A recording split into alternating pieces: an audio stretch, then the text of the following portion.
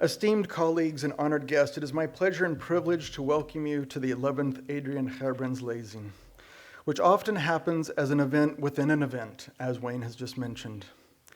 I've had the pleasure of attending portions of the conference the past 2 days and hope this event complements many of the stimulating conversations that I have heard. I am Mark Westmoreland, Associate Professor of Visual Anthropology at Leiden University, and each year I chair a jury of esteemed colleagues collectively charged with selecting the next Gerbrands Laureate. The Gerbrands Laureateship is named in memory of Professor Adriaan Alexander Gerbrands, who was both the curator and vice director of the Volkenkunde Museum of Ethnography, and known as the founding father of the Leiden School of Visual Ethnography. He was also a professor of material culture and visual ethnography at Leiden University, where I now endeavor to carry on what he started. Gerbrands is featured as one of Leiden's discoveries for his contribution in recognizing the individual artistry of indigenous art, which he addressed in his book,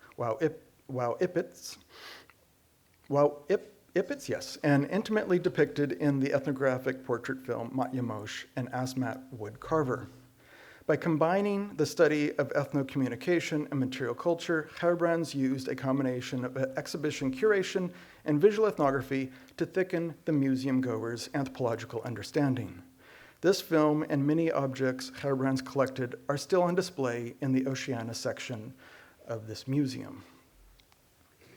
Over a decade ago, the Fund for Ethnology in Leiden established the Gerbrands Lecture to both celebrate Gerbrands' legacy and renew the relationship between the National Museum of World Cultures and the University of Leiden. At the same time, as we carry his legacy forward, we seek laureates who both provide a critical mirror to our legacies of objectification and a vision for where we must go. The laureateship thus represents an interdisciplinary field of research that critically addresses the troubling legacies and future promises of mediated social and cultural difference. Accordingly, the lecture series intends to introduce students, scholars, museologists, and others to some of the most important work happening at the junctures of academic anthropology and public-facing research. The Gerbrands jury selects an annual laureate who has made seminal and lasting advances in the fields of the study of visual anthropology, material culture, and museum studies. We are particularly keen to highlight work that enacts groundbreaking theoretical interventions through both powerful rhetorical expression and refined practices of research creation. The laureates are recognized for their rigorous scholarly activities, their creative use of multimodal methodologies, and their contribution to public debates. Previous laureates have included Howard Morphy, Faye Ginsberg, Finbar Barry Flood, Christopher Penny, Barbara Kishenblad Gimblett, Stephen Feld, Tony Bennett, Ariella Ozule, a joint appointment to Sami Balogi and Philip Dubuc, and also last year, Elizabeth Povinelli. This year, Professor Jason de León joins this group of esteemed scholars and artists as our 11th Gerbrands Laureate for his own laudable contribution to these academic fields and broader public engagement. De León is professor of anthropology and Chicano studies at the University of California, Los Angeles. He previously played key roles at the University of Michigan and University of Washington. He is the recipient of numerous awards from the Ford Foundation, the National Science Foundation, the National Geographic Society, and notably, the MacArthur Genius Award. The cornerstone of his work is the Undocumented Migration Project, a long-term study of clandestine migration between Mexico and the United States that tries to understand the broader political context that literally puts inhospitable terrain in the service of violent migration policies and fosters a criminal apparatus that exploits people's vulnerabilities. Unlike the many sensational exposés that focus on a combination of criminality and suffering on the US-Mexico border, De León's work is resolutely focused on the human experience of those who attempt to make this perilous journey. In his touching, if not somewhat startling book, The Land of Open Graves, Living and Dying on the Migrant Trail, featuring photos by his longtime collaborator Michael Wells, De León focuses on the estimated 300 individuals who die each year attempting to cross the border and what happens to their bodies when they perish. His argument, he says, is quite simple.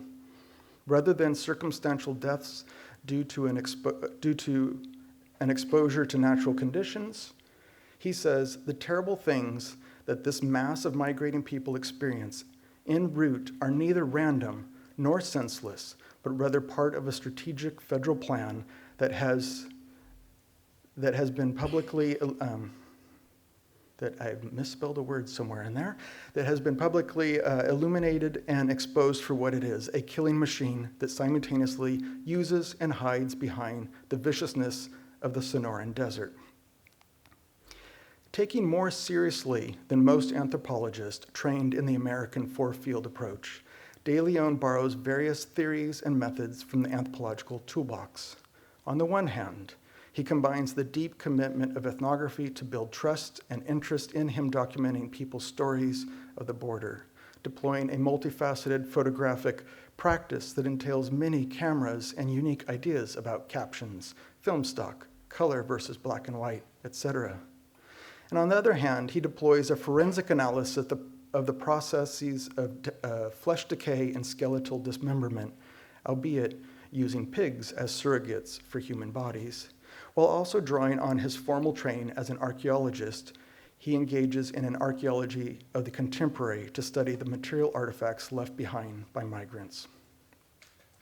Deploying this multidisciplinary approach enables De León to expand our understanding of the border across, quote, murky spaces that precede and follow the act of a crossing, and the way securitization spreads out temporally from days to years.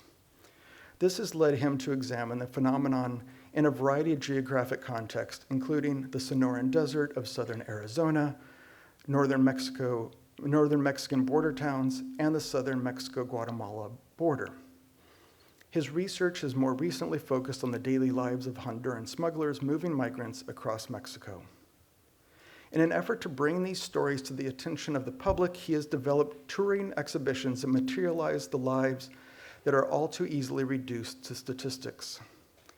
Whereas State of Exception, Estado de Excepción, combines the exhibition of backpacks, shoes, water bottles, and other items left behind by migrants with audio interviews that offer insider perspectives on this dangerous journey.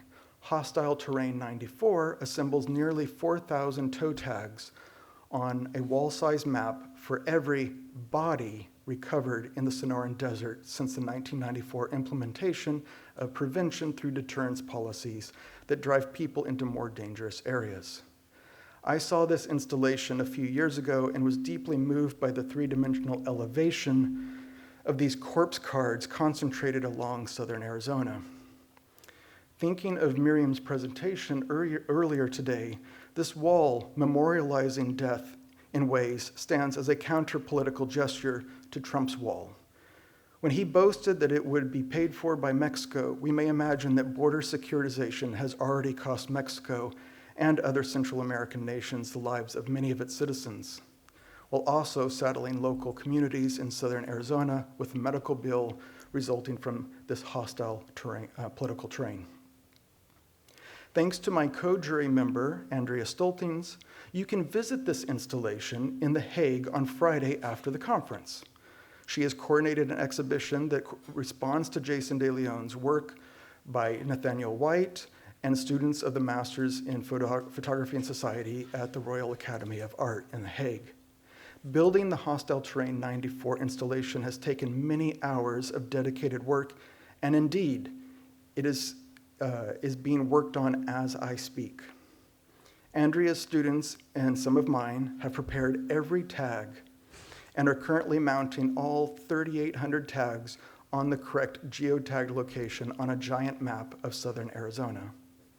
Facilitating this participatory experience, De León and his team at the Undocumented Migration Project say the main point of this project is to get people to come together and participate in this activity of writing down the names of those who have died in the Arizona desert and to bear witness to this humanitarian crisis at our border. We want to acknowledge these deaths and remember that these people are not just data on a sheet of paper. In preparation for this, one afternoon I sat with some colleagues and wrote out 100 or so tags. This rematerialization from a spreadsheet to a stack of toe tags evoked moving experiences of grief and solace for everyone in my group.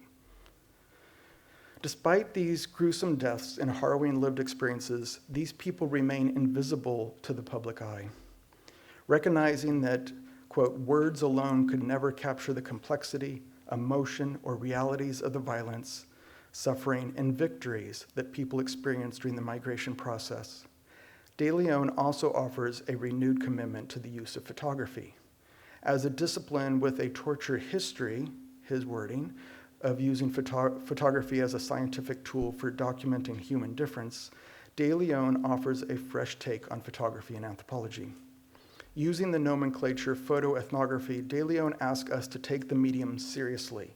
While he works only with analog film, with the intention of being slower and more deliberate than the digital affordances of our contemporary age, he has amassed over 12,000 images. From the deliberate intentionality of how he makes photos to the protracted deliberation of looking through them, Léon makes a case for photography to provide different ways of accessing and understanding this migration story and his role within it. On behalf of my jury members, as well as the Research Center for Material Culture of the National Museum of World Cultures, the Institute of Cultural Anthropology and Development Sociology at Leiden University, the Cinnablin Ethnographic Film Program, and lasting support from the Fund for Ethnology in Leiden, it is with great pleasure this year to award the Gerbrands Laureate to Professor Jason de León, who I now invite to take the stage and tell us about his project.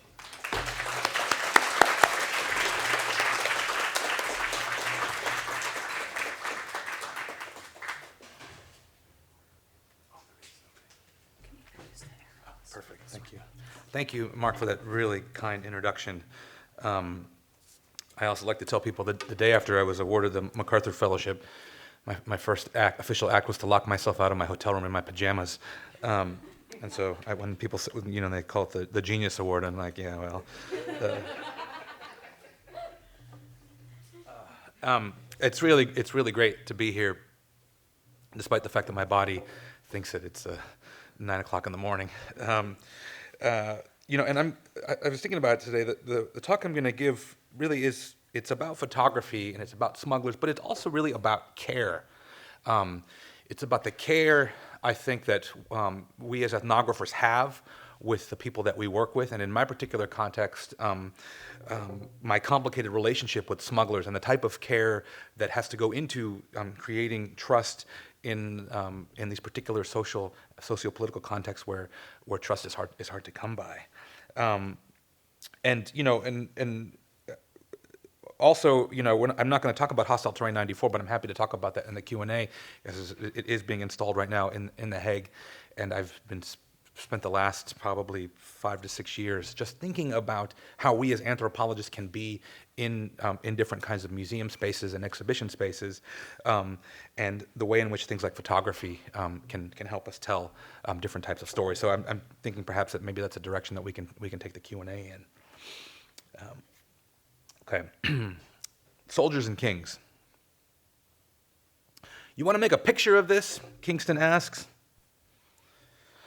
A small flame materializes and begins to warm a crack rock that's cradled in the contour of a repurposed aluminum beer can. He takes a hit and releases this powdery cloud, and he tilts his head away from me to be polite so he's not blowing all this crack smoke right into my face.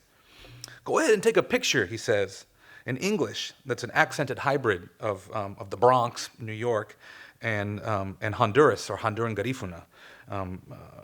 Kingston is a Afro-Honduran. And I say, I got a lot of these pictures already, man. This is kind of boring, me taking pictures of you smoking crack all day. And he says, ha, ha, ha. He says, this shit's crazy, but it relaxes me. And I said, well, man, you keep telling me you have a hard time sleeping. I'm wondering if it's all this cocaine. And he says, okay, maybe you're right. Maybe you're right. Kingston is a very funny and complex person who I've spent a lot of time with. He's an amazing character who's sort of larger than life, but also one that comes from a very troubled background. A former child soldier in the Honduran military who migrated to the U.S. as a teenager. He's now in his mid-30s, and he earned English while being incarcerated for almost a decade in the United States for a series of violent felonies. Once he was paroled, he started doing dirt in Mexico: robbery, assault, drug dealing, and worse. If you ask him, though, he tells you that he prefers smuggling his fellow Hondurans. It's safer, it pays better, and is less stressful. Smuggling people gives him less nightmares than the other stuff, the crazy stuff. No hay una problema. Toma unas fotos, bro. Take some pictures. Firme. After months of this, walking around with a camera in these migrant safe houses, I'm constantly expected to be taking pictures. The room that we're in is poorly lit by a bare light bulb and the pulsing television in the corner. And I'm shooting at 6400 ISO and pushing the film. This is an analog project. Pushing this film 4 stops with an aperture set to 1.2. Click, wind, click, wind, click, wind. Shooting with film means that you don't get distracted by looking at the back of the camera, which is what people often refer to as chimping. You take a picture and you look at it and you go, oh, ooh, ooh, you know. You just don't have that. You don't have that luxury, you know. Or like, do it again. Look more natural this time. You know, you just with the analog camera, you just keep shooting, and you hope that you loaded the film correctly. You won't find out probably for at least another month. So I'm shooting pictures, and Tupac Shakur is just coming out, rattling the entire building that we're in from the room below us. And Kingston's laughter is mixing with the cackling and all of the shit-talking that accompanies the slamming of dominoes onto a table nearby. His soldiers are partying, and in this safe house, it's like every night is Friday night. Especially right now, because this was in the moment of Trump, where Kingston says to me, "Pinche Trump, goddamn Trump. Nobody wants to come right now because they're afraid they're going to get deported right away." But still, there's not a lot of work happening for these guys right now. But even when there is work, there's a lot of partying, drinking, and smoking, and it's kind of the same scene every night. I keep taking pictures of these parties because that's really all that there is to do. Portraits, selfies, Snapchats, because they're taking a lot of their own images as well. And I really have enough pictures of them partying to make an entire book of just like, here's one on marijuana, here's one on crack, here's one on beer, just like thousands of images. But this is sort of just normal, and nobody's really out of control at this point, because if you do get out of control, Kingston will raise his voice, and you don't want that.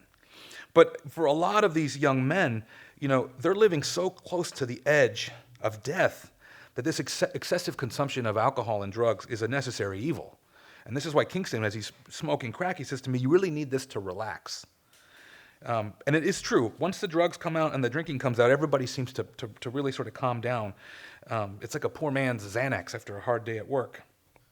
I take a picture of Priest as he exhales, and he turns and he stares at me. And I've learned over the many years to be slightly afraid of those people who don't talk and just stare at me. But Kingston says, "Don't worry about that dude. He don't say shit, but he's a good soldier." By good soldier, he means that Priest will do his bidding if necessary. But then he gets close to me and he whispers, he goes, "That dude is fucking crazy." And I'm like, man, for someone to say that and to whisper that in this context, it's like it's an order of magnitude sort of scary. So I don't ask Priest a lot of questions, although occasionally I would ask him to smile, and he would try not to smile, and then he would smile. So I always enjoyed kind of giving him a hard time about the serious looks that he was trying to give me. But he's, you know, in this context, it's like I find that I'm so fascinated by these young men, and they also seem to be pretty fascinated by me. And of course, Priest and others always just love to pose for the camera.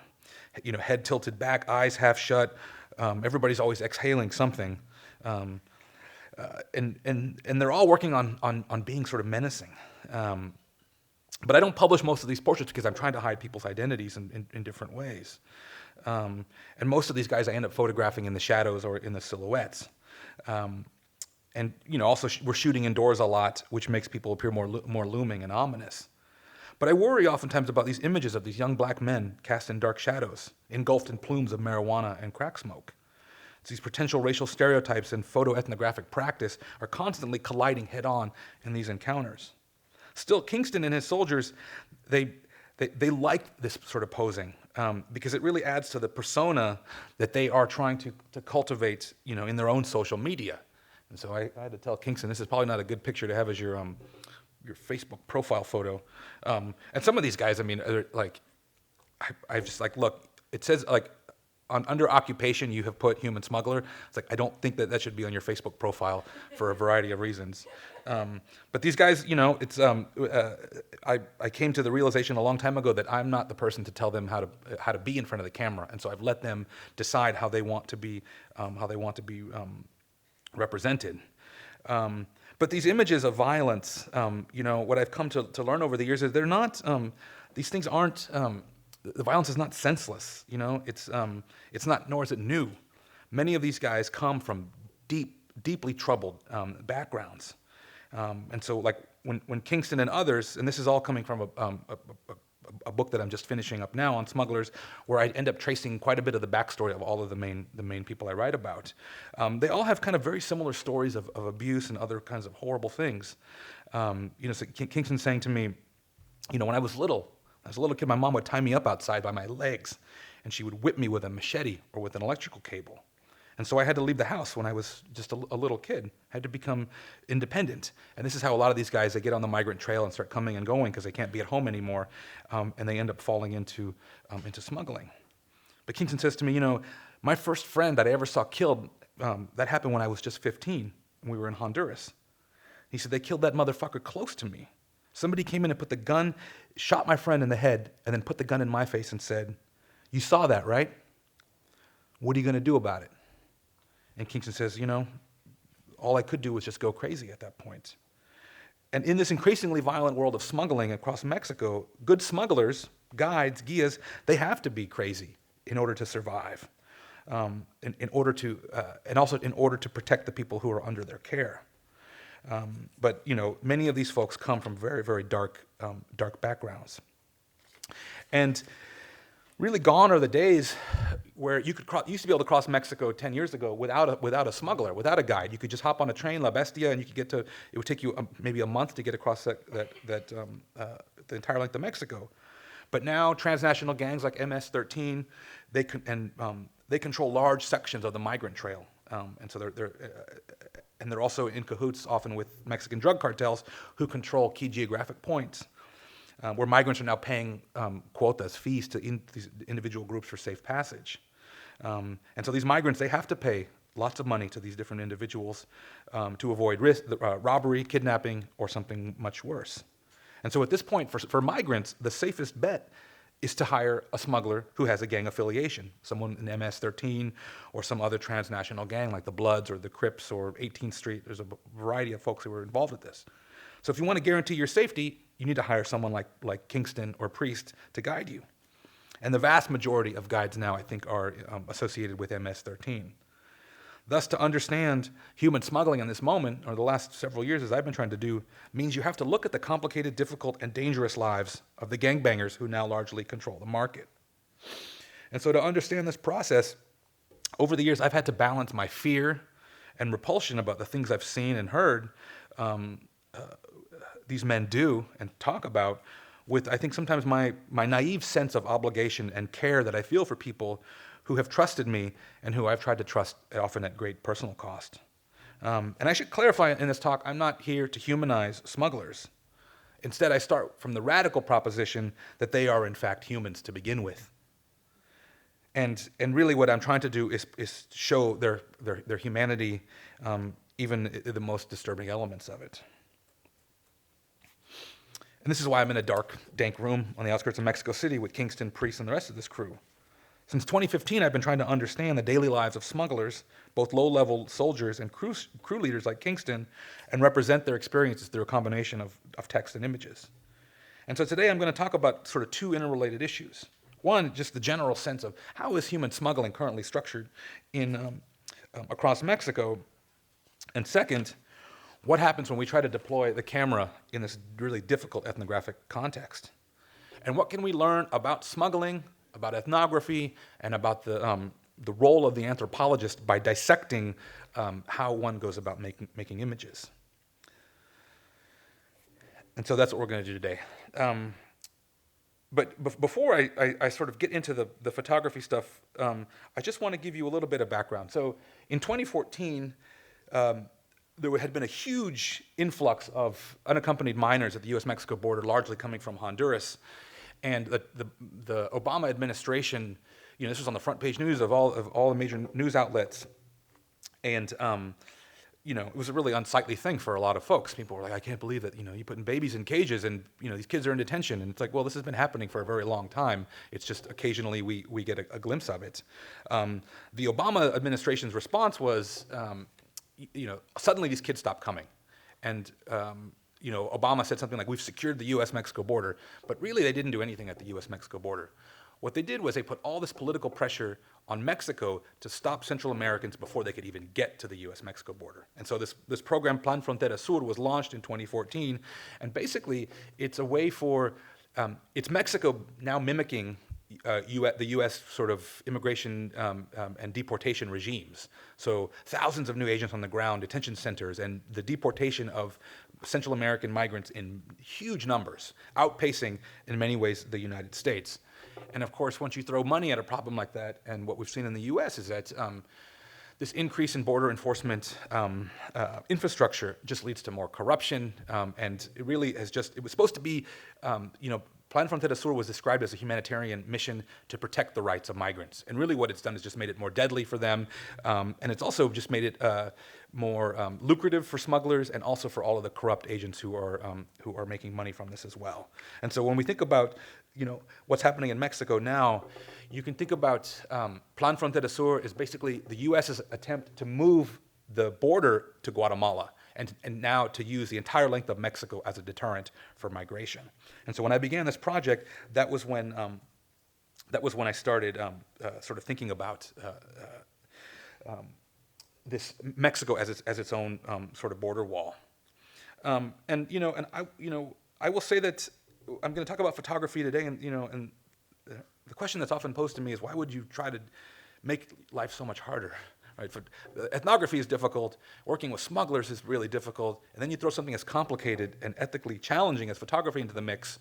I think it just makes life it's made me a lot more gray than I was when I started this project.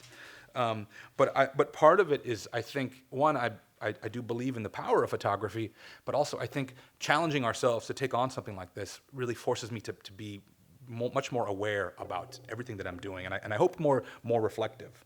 But I will say, too, that my interest in photography has grown out of the previous work that I've been doing on migration since 2009 with the Undocumented Migration Project, where my collaborator Michael Wells for a long time had been taking pictures. We had been giving cameras to migrants, having them photograph their own journeys, which is we're still doing that. But also, I think the exhibition work and these other things are just my different attempts to try to visualize this complicated and murky process. And I'm sort of hopeful that that through photography we can also open this up to new audiences and to expand that world to folks maybe who wouldn't read an ethnographic book. And so maybe that's part of my mission. And I will say, too, that I was really inspired by people like Jeff Schoenberg and Philippe Bourgois, who in their ethnography, Righteous Dope Fiend, they write that, quote, a long-term ethnographic relationship that combines texts with photographs creates a medium that's more than the sum of its parts, analytically, politically, and aesthetically. So I like that. But I also think about, oftentimes, the notoriously elusive photographer Gary Winogrand, who he was a terrible person to ask questions to because he never gave you a satisfying answer. But he was asked once, like, why do you photograph?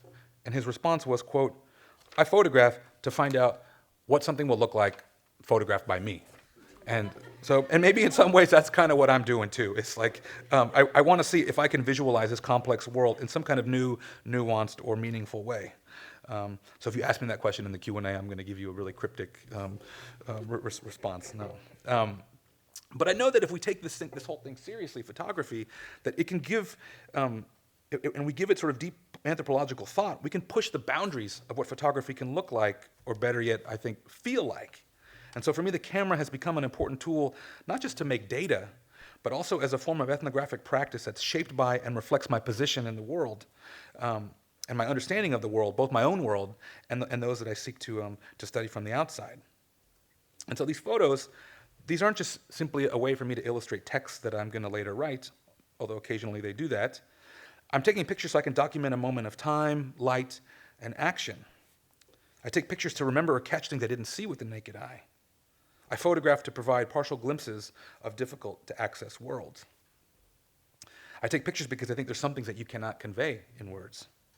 And so my photoethnography of smuggling is not just me taking pictures of smugglers to illustrate words I'll later write. I'm hoping to produce new layers of understanding through visuals that can complement, contradict, and complicate the ethnographic authority that I claim to own by writing down and theorizing about the things that I've seen and heard in the field. Margaret Mead once wrote that ethnographic fieldwork begins in a state of naivete and that our observations become increasingly more relevant with time. However, she also commented that photographs were something that provided us a constant and steady record of human behavior that was neither naive in the beginning nor experienced in the end. She said it just was. Photography for her, she wrote, could function as a, quote, automatic correction on the variability of the human observer whose cultural understanding is necessarily slow in developing. But I'm going to argue the complete opposite today, that my photoethnographic process has evolved along my cultural understanding of human smuggling. And I don't claim to present any sort of photographic truth, but rather I'm just giving you my changing vision. And in addition, unlike a journalist or a photojournalist, which I'm often accused of being, which I don't take offense to, I think if someone calls me a journalist, it just means I'm doing okay with the storytelling. But I want you to know that I was there through the photographs, and that my uncomfortably close presence was palpable for all parties involved, especially when it came down to releasing the shutter. And so in a lot of ways, I think I find kinship with Eugene Richards, whose take on photography I really appreciate. You know, he was asked about equipment that he uses, and he says, I use typically a wide-angle lens, like a 35 millimeter or maybe a 28. He says those are normal lenses for me, because they force me to get close to individuals to take their picture. And he says that the wide angle also, and if you shoot with wider than 28, you get to about 24, it starts to have distortion on the edges of the image. He says, I like that because that distortion makes me aware that the photograph is not real, right? It's not wholly real. That the deformation, he says, is almost expressionistic. I like that element. It reminds me that I'm a recorder, and by being there, I'm changing things. He says, I like lens flare and these disturbances in the frame because they remind you that what you're looking at is a filmic experience and it's not real life. And I would wholeheartedly agree. And so maybe similar to my archaeological and forensic work on migration, I'm restless often with the status quo, and I'm constantly trying to experiment and push myself. And for me, these photographic images, like what David McDougall says, that these are inherently reflexive. You learn a lot about the photographer, not just the subject, when you start to examine these images. And you can learn a lot about that encounter and those relationships that we have with individuals. And so my photoethnography really, it lacks the social science confidence that perhaps Margaret Mead pushes for. And maybe in some ways I'm just trying to be more honest with myself, but also apprehensive. And I take inspiration from the work of Maggie Nelson and her writing on things like art and suffering and love. And so this is a work in progress I'm finishing a book on smuggling, and there's a companion book on photography, which is just me thinking out loud about how it is we take images and why. And so I'll use this audience today as group therapy to talk about my anxieties. And I'm going to build on a little bit on a classic text written by John Sarkovsky, who has tried to give us the sort of 5 formal elements of photography from his perspective: subject, detail, time, frame, and vantage point. I'm going to isolate those things and sort of dissect them, and try to think about them from a cultural perspective, a political perspective, but also an anthropological perspective. So let's get into it. The thing itself.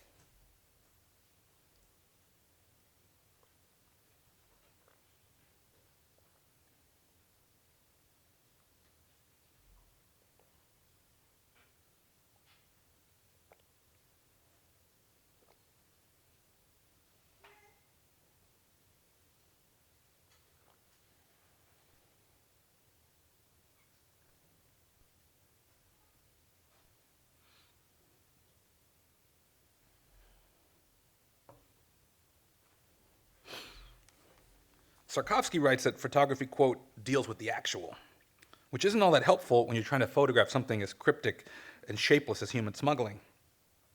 Maybe a simplistic explanation of the social process would be something like, quote, smuggling involves paying a smuggler to transport you illegally across an international boundary. But the problem is that the social process is really complicated, it's dynamic, and it's multi-layered. And sometimes people are wearing the most appropriate clothing in these settings. You couldn't script it better. But I think also, describing or photographing a typical smuggler or a guide is problematic, and it's akin to making photographic representations of cultural or racial types. Because there's no one kind of smuggler, and no person is only defined by that occupation. These communities are diverse, and they are dynamic. There's the OGs, the veterans, the intense dudes, the sicarios, the assassins. And then there's the wannabes, the hangers-on, the junior soldiers, the people who get bossed around by folks like Kingston, gophers who get sent on drug and grocery runs to make fun of. There's also the anthropologists that they make go on grocery runs and beer runs. But then there's other folks in this context who are working straight jobs. People who you rely on to pick up money because they've got a visa or they've got an ID. And there's lots of money wires that are happening constantly.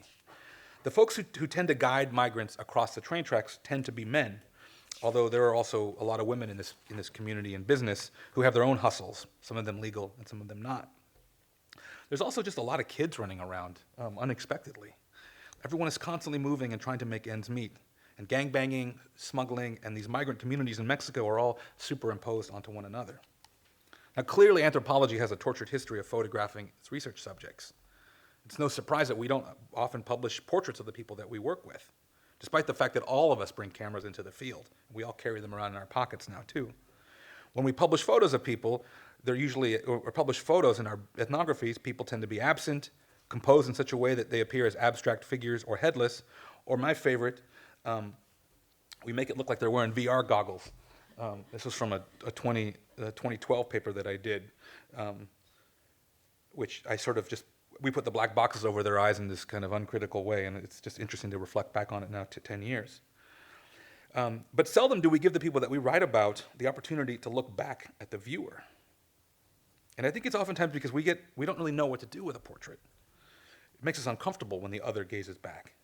And Elizabeth Edwards, I think, has beautifully summarized this, the 20th century preference for anthropologists to take pictures of people as if we're looking through aquarium glass. She says, quote, looking into the camera in self-conscious representation, it marks the presence of the subject, the author, and the viewer, and it challenges the authority of the anthropologist, which I think is so spot on. And really, in the 21st century, we often defer to the institutional review boards to tell us who we can photograph and what we can publish, and we rarely ever ask the people that we work with, if they want to be, how they want to be seen, and work with those wishes. There's a lot of, I think, paternalism that comes with publishing photos of people, like we know what's best for you, kind of thing. And I think that that's a very naive and condescending kind of approach. Because we act like the people that we photograph in the field, like they don't live major portions of their lives on the internet, just like the rest of us, or that they don't understand the circulation of images, including their own. And after I took this picture, he said to me, "You're going to show this to a bunch of gringos, right?" And I said, "Yep." And he says, "I want you to tell them that we migrants, we have our drinking well controlled." I always like to, so those captions are always way better than anything I could have come up with. But by not publishing these photos of these folks, it's like we pretend that we're protecting them from the evils of the outside world. But I think that folks want to be seen, and it's very rare that we take them seriously when they say that to us. Now, if you go down to the U.S.-Mexico border or the Guatemala-Mexico border, you'll see that there is no shortage of desperate young men on the migrant trail, fleeing poverty, violence, death, folks who are searching for something better or at least safer. Some of them will make it north and try to cross the border. Some will stay in Mexico and try to make ends meet as an undocumented worker or asylum seeker, and others will find money and through the wild and attractive world of smuggling. And so let's meet some of these individuals. Chino. If Kingston is a shot caller, a king, Hondurans will often refer to each other as Rey, mi rey, king. Well, then Chino is a foot soldier, a young man who left Honduras when he was 17, the wildest of many children being raised by a single mother in a dirt floor house with no running water. He figured he was more help to everyone if he was out of the picture, one less hungry belly to worry about. He spent much of his teen years getting into trouble on the streets of San Pedro Sula and then later riding the rails across Mexico. He's just recently turned 20, and he and I sit on a rickety bench next to the train tracks in the southern Chiapas town of Pacalna when he starts talking about this endless journey that he's been on. He says to me, I've ridden the train a lot, coming and going, coming and going.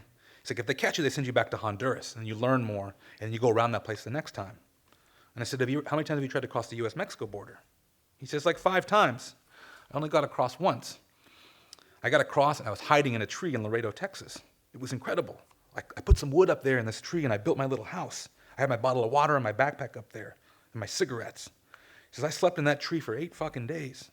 He said, seriously, immigration would come looking for me in the woods, and they couldn't find me because Chino was up in the tree. And Chino loves to talk about himself in the third person. He says, they couldn't find me. They couldn't see Chino up in that tree. He said, and then they caught Chino coming out of a 7-Eleven. He's like, they could tell that I was I was illegal, and so they sent me back. And he's like, but even if I hadn't made it, I don't have any family in the U.S. Like, what am I going to do? I'm going to end up on the street there. That's what. After failing to join America's undocumented labor force, Chino fell into work in the train tracks as a soldier and a guide smuggling migrants for MS-13. He had developed the skills for this through various gang involvement in Honduras, but he had become very disillusioned with the violence that he was a part of in his home country and the poverty his family was living in. So he explains to me why he left. Quote, I could go back to Honduras if I wanted to, but I would have to kill people. I could go back and I could have women, cash, and drugs, but I'd have to kill people whenever they told me to. And I don't want to live like that anymore, he says. But his story is pretty typical of these young soldiers, these kids who try to migrate but can't do it, and so find that it's easier to stay in Mexico and try to make a little cash. But what does it mean to do a photoethnography of undocumented migration and smuggling if we're afraid to show the people themselves? The portraits that I've made of these individuals in the midst of these dangerous journeys and violent occupations are anything but clandestine. These folks pose for the camera. This is how they want to present themselves to an imagined audience. They hope that you will look at them.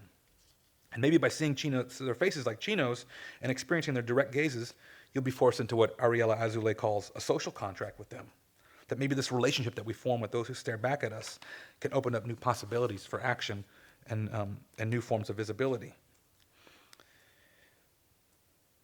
But the subject of smuggling is difficult to reduce to a single image, and its ambiguity and its complexity are difficult to visually represent.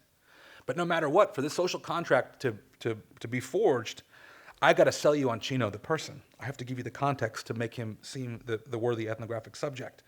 His gaze has to be contextualized. And I struggle with how to represent kids like Chino and his complex experiences. Unlike seasoned veterans like Kingston, he still has a chance to get out of this life. He's only a few years into doing it and maybe can find some stability and a way out. But can he be photographically reduced to a smuggler, or in this case, a soldier with a simple caption? Maybe I could choose to photograph him in the shadows and out of focus like I do with Kingston, try to give him some mystique. Or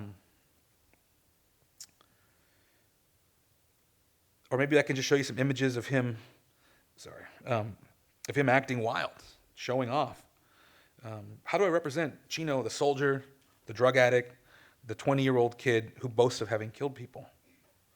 The person who intimates to me that his favorite part of smuggling is when he's able to trade women sex for his protection.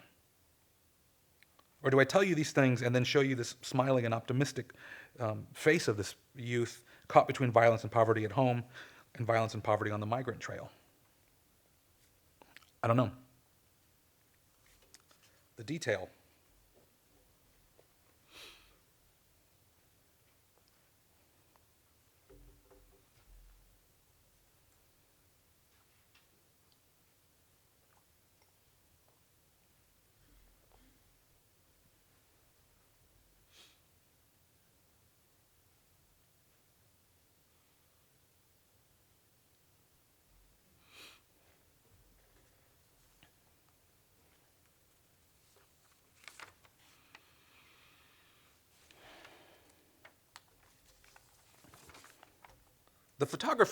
the photographer, when you break it down to its sort of bare minimum, we selectively choose the details when we make these images, and then we try to make a case for their significance.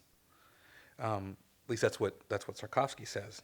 But I think in a lot of ways that's also the same. That's what we do with ethnography, right? We're choosing what to tell you and how to piece that story together.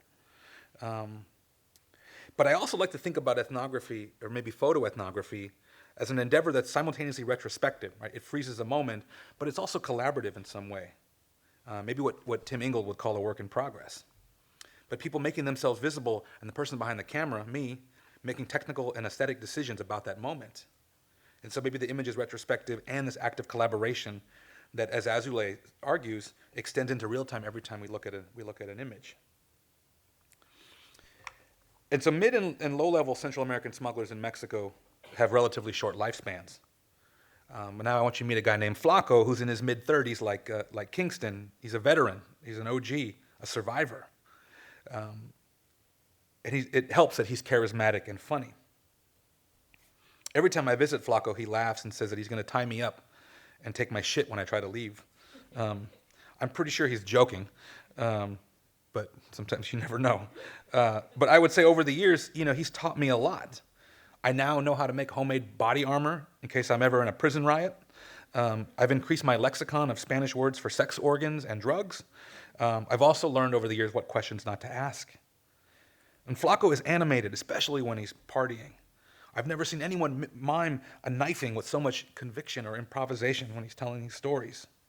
And it's in those moments I can't tell if I'm looking into the past or the future, but I'm not sure it matters. When I'm in the field, I often shoot with a beat-up black Nikon F2.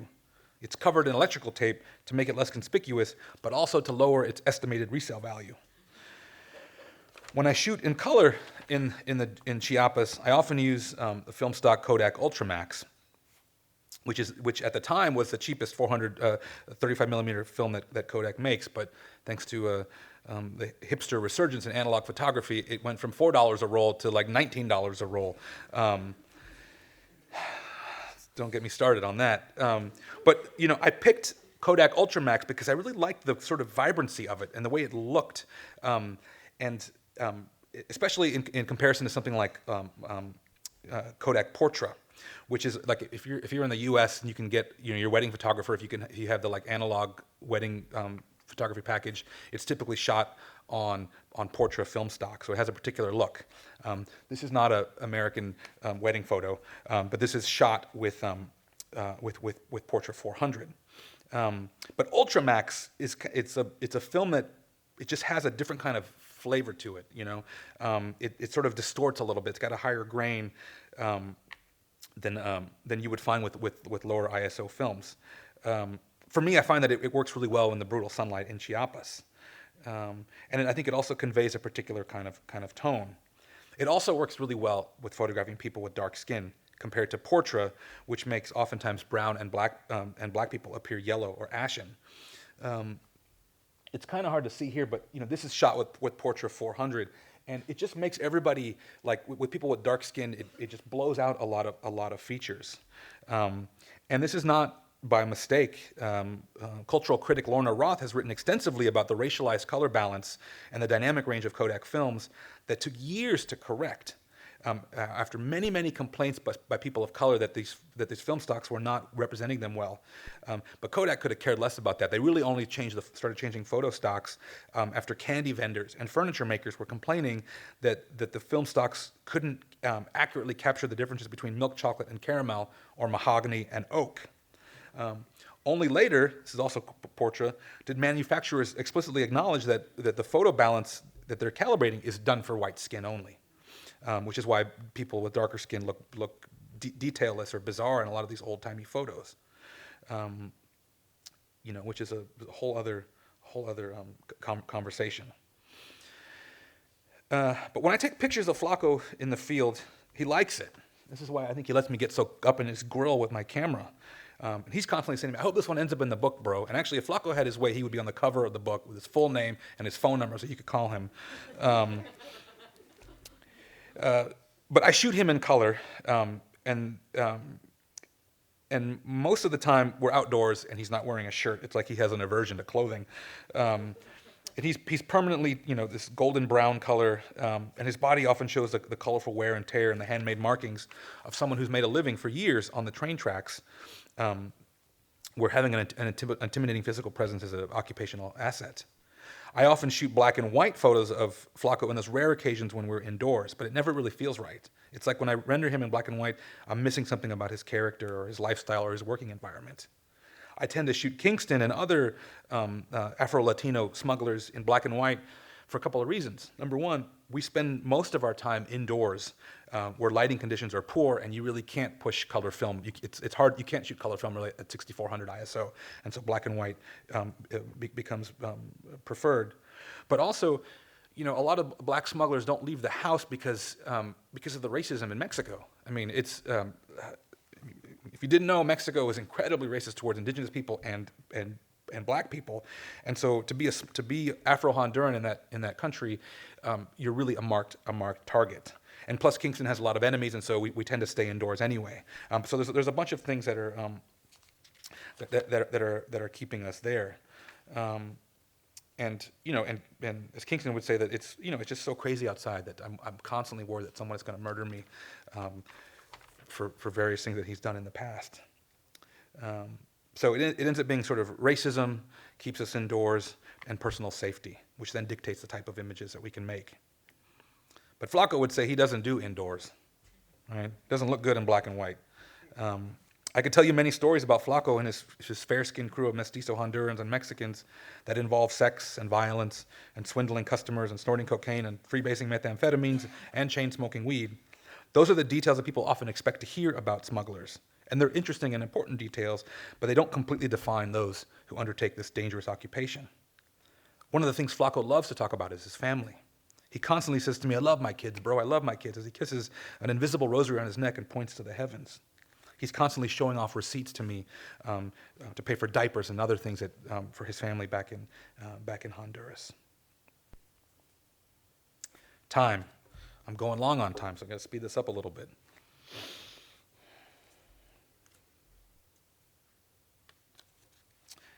Time on the migrant trail cannot be accurately measured with a watch or a calendar. It's because it has its own sociocultural logic. It contracts and expands in response to these different social forces and complex spatial dimensions of the world of clandestine movement. At the moment, things wax and wane in terms of the speed, but smugglers always know that there will be work eventually, even when things slow down. And when it does, you're going to need someone like Flaco to guide you. But you'll typically have just a few hours to get your stuff together, to leave your home and perhaps kiss your mother or father one more time before you leave. You may spend 2 days looking at the lush Guatemalan countryside through a cracked bus window while quietly repeating your aunt's phone number over and over again. You have to have that phone number burned into your brain because it'll be helpful when Mexican officials near the Rio Suchiate steal your wallet and your cell phone. Out of duress, you'll later find yourself repeating those numbers out loud as someone has you padlocked to a wobbly chair in a muddy colonia on the outskirts of a place called Coatzacoalcos. This is because Flaco has sold you out to some kidnappers. All you can see from where you're seated are the feet of mangy dogs passing outside of a crookedly hung door. Is it morning? Is it night? The pain distorts your sense of time, but just keep saying those numbers out loud. Say anything so that they'll put away the lit cigarettes and the knife. Sometimes migration time is fast, and brutally fast. It stands still. It can speed up. It can be as fast as a 60-mile-an-hour freight train or as slow as the days it takes for your sister to wire money to Kingston to get you to the next stop on the tracks. It can also be the slow days waiting for new customers or victims on the train tracks. If you're Chino, you kill time by getting a homemade tattoo, and you hope that sharing the needle with 6 other people doesn't kill you later on. You pass your time by monitoring the healing process on your catracho tattoo, which is a slang for Honduran. These smugglers and these migrants have learned to recalibrate their clocks to deal with these wide temporal fluctuations. As an anthropologist, you also have to recalibrate your own clock to better understand this social process that has no fixed coordinate and is subject to erratic time changes, like a John Zorn composition. These culturally specific forms of time become even more interesting when you try to photograph them. Do you shoot on burst mode? Do you use a tripod? Does the blur of a slow shutter speed capture the essence of this clandestine movement? Is it possible to find that clandestine moment on the train tracks in Pak al-Na? Or should you be looking for something else? What is the opposite of the decisive moment? Sarkovsky writes that there is, quote, no such thing as an instantaneous photograph.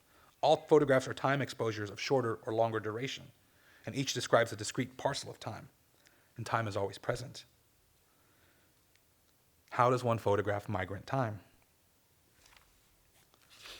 The frame.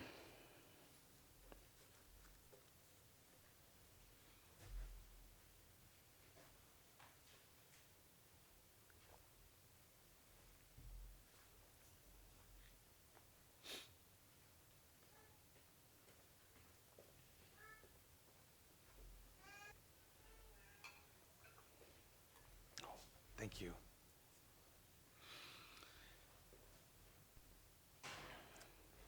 A greasy 4-year-old with a poorly sewed hair lip wearing nothing but tattered khakis. He points to the camera around my neck and he starts mimicking like he's inhaling glue out of a plastic bag. He's hoping that I'll take his picture as he does this. He's a child Robinson Crusoe shipwrecked on the train tracks. A skinny Garifuna teenager laying in bed with 2 broken ankles and a bloody bandage across one eye. A federal immigration agent pushed him off the top of a train. It takes 2 of us to pick him up and put him into a wheelchair so that he can join his friends for a somber lunch in the migrant shelter.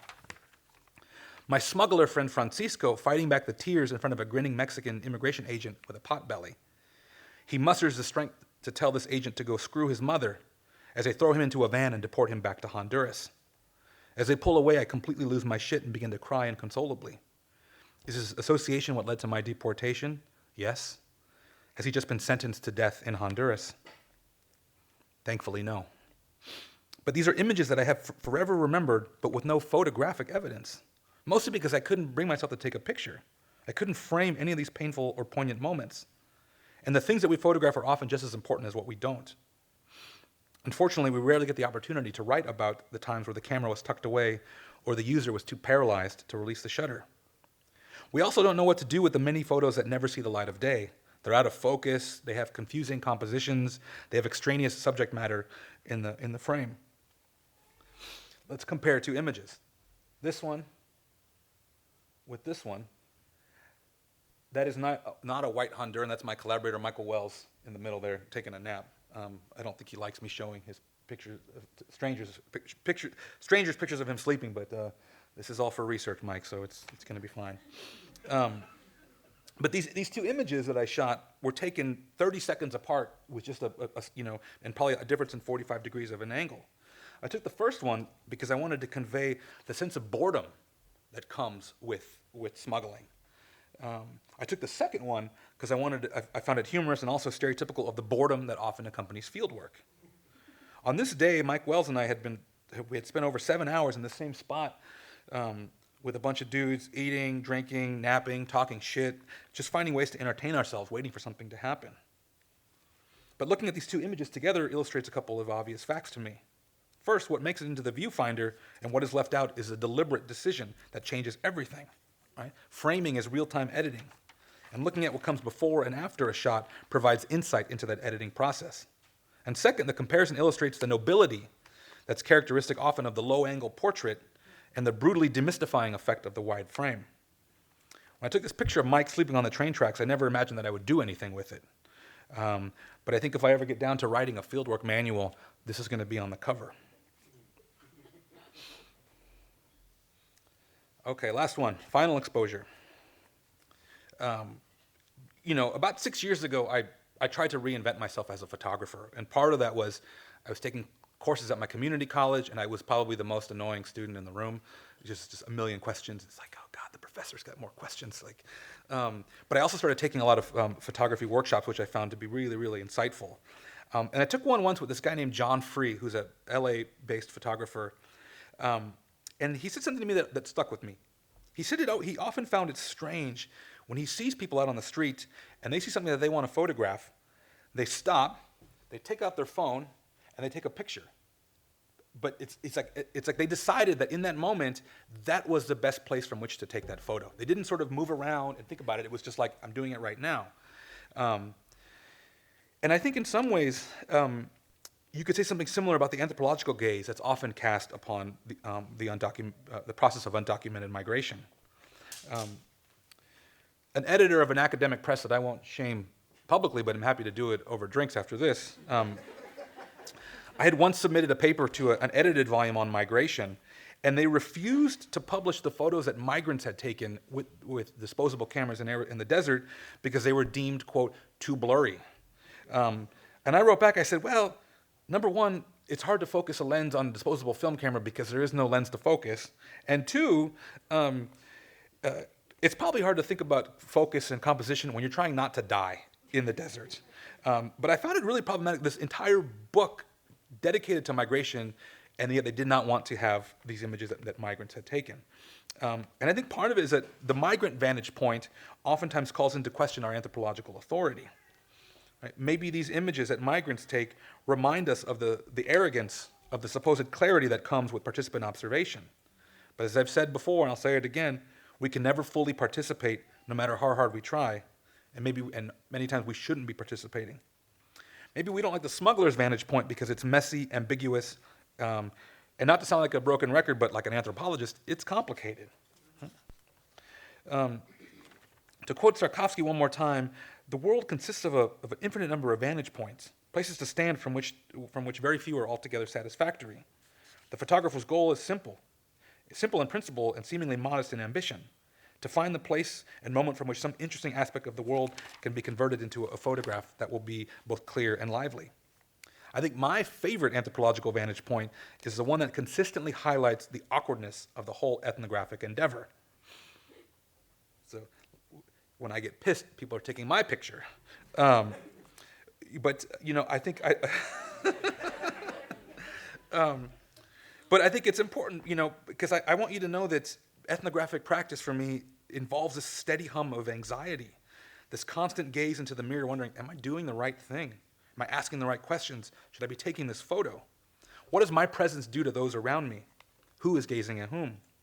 And what kind of spectacle am I creating in the field and later when these images circulate? Filmmaker, anthropologist J.P. Sniadecki, he wrote a piece about his discomfort that he often finds with what he calls the token moment in an academic paper when the researcher, quote, exposes himself and the methods as a way to respond to the ethical complexities and power dynamics inherent in acts of representation. He says that these moments where we talk about our methods are oftentimes just a way to brush off the problematic moral entanglements of the social process of representing the other. For me, I want to live in that space. As an anthropologist caught up in the act of brutal process of smuggling, there's no one token moment of reflection, just like there's no separating film type from ethnographic tone or the ethics of representation. Constructing the frame, adjusting the shutter speed, these aren't things that are separate from the messiness of culture. Instead, photoethnography of undocumented migration should be understood as one long take in which the technical, methodological, theoretical, and ethical collide, and continue to collide long after it's been taken. Epilogue.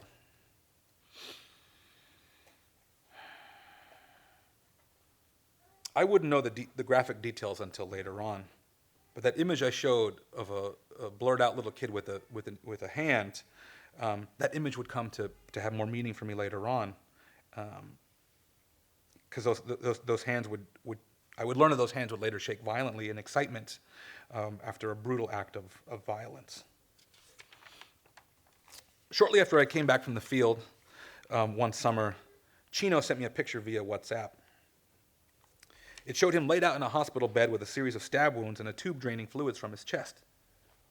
He said, "Look at what the bread man did to me." And that picture of that hand, those were the bread man's hands. He said, "Look what that guy did to me." Chino had been brutally stabbed on the train tracks after he had tried to lead the smuggling game with the girl that he had met and returned to Honduras. The photograph that he sent me confirmed what he told me the last time I saw him, was that his life was in danger. This photo was a visual cry for help from someone who had taken his picture many times. I wrote back with 1,000 questions. How do I help you, man? Like, what did the doctor say? Are you going to be okay? Before we could figure out his medical options, he was bandaged up and discharged from the hospital. I said, can I call you back on this number? How can we figure this out? He said, well, don't call me, I'll call you, because I stole this phone from the security guard, and if he hears it ringing, he's going to know that I have it, so just I'll text you. But before we could even figure that out, they gave him a bus ticket and sent him back to Honduras with no medication and no potential for follow-up care. And I remember so vividly, it was a very bright morning a couple of days later, after I'd received that first photo. And I remember the sun was shining on my bare feet as it broke through the window in my Michigan house where I was living at the time. And I was just sort of staring at my neighbor's like perfectly manicured lawn and just and being like, I hate you. Like my lawn is always overgrown. But also I just didn't know where to put my attention. But I was just standing there, just sort of frozen. And I was thinking about my neighbor's lawn, but I was also thinking about this picture that I had taken of Chino standing on top of the train, flashing a peace sign and staring back at me. His gaze was locked on me. And I remember on this particular day, I said, maybe this will go in the book that I write about you and these other guys someday. And it's this mental image that I have in my head as I keep hitting play on my voicemail from his girlfriend, and I'm replaying this WhatsApp message over and over again that she sent me. And the message is simple. Chino is dead. Chino is dead. I have to visualize him that day on the top of the train tracks, top of a train car, because the picture that she sends me with that voice message is just too much. It's a photo that I don't think I would have ever been able to take myself. But now, many years later, it's become a photo that I have that I can't run away from. Thank you.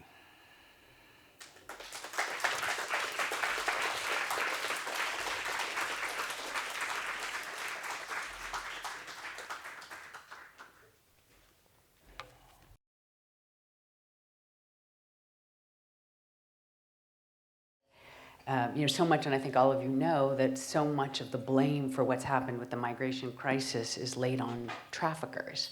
It's always said it's the fault of traffickers. Look what they're doing. They're horrible. They're evil. They're cruel. And of course, this allows nation states to get away from their own responsibilities in producing kind of these larger border complexes that are extremely violent that Jason has, documented in other places. So I think it's an incredibly important project that you're doing this in, as you said, to show their humanity. I mean, part of that, I think what's really powerful about that is people talk a lot about dehumanization and humanization. No one's ever dehumanized. They remain human, always.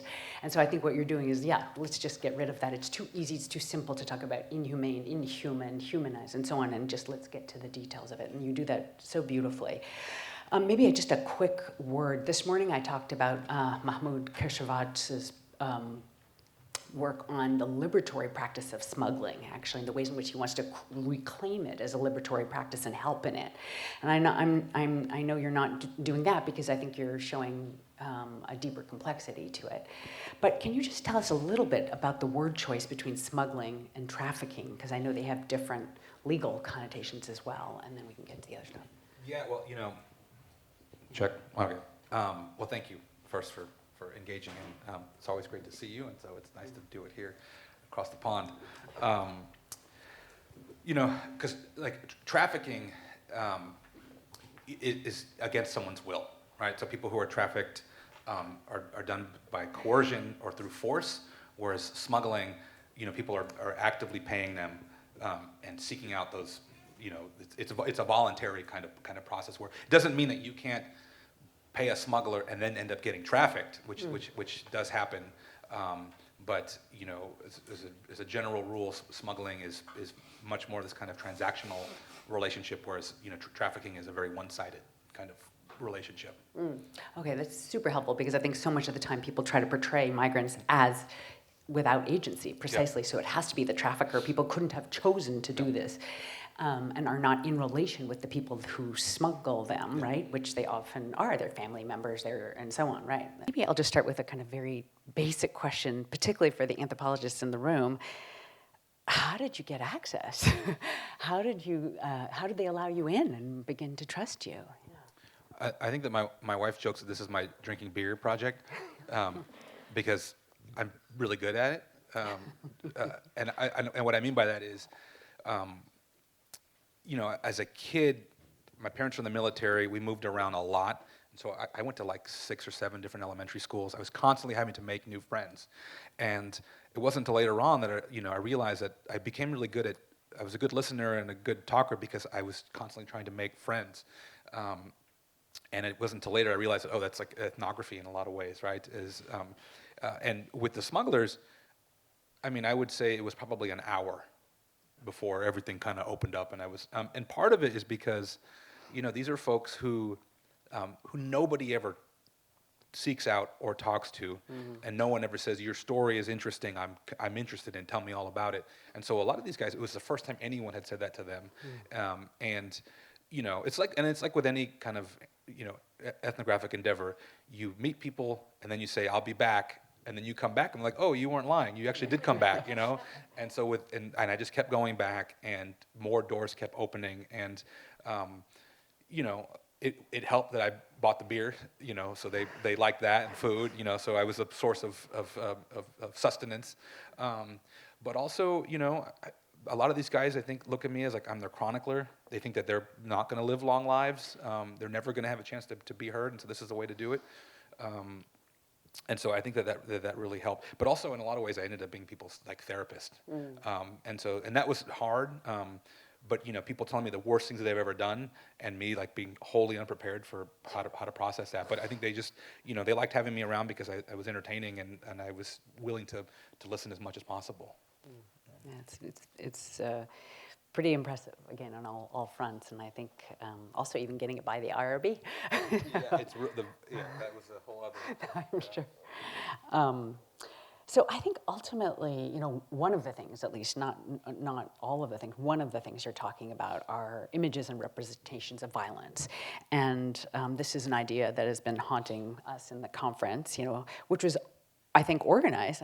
Wayne, correct me if I'm wrong, but about how to render visible histories of violence and of colonialism and racism. So, the question is, how does the violence come in? How does it come into the museum? How should it be evoked in photographs?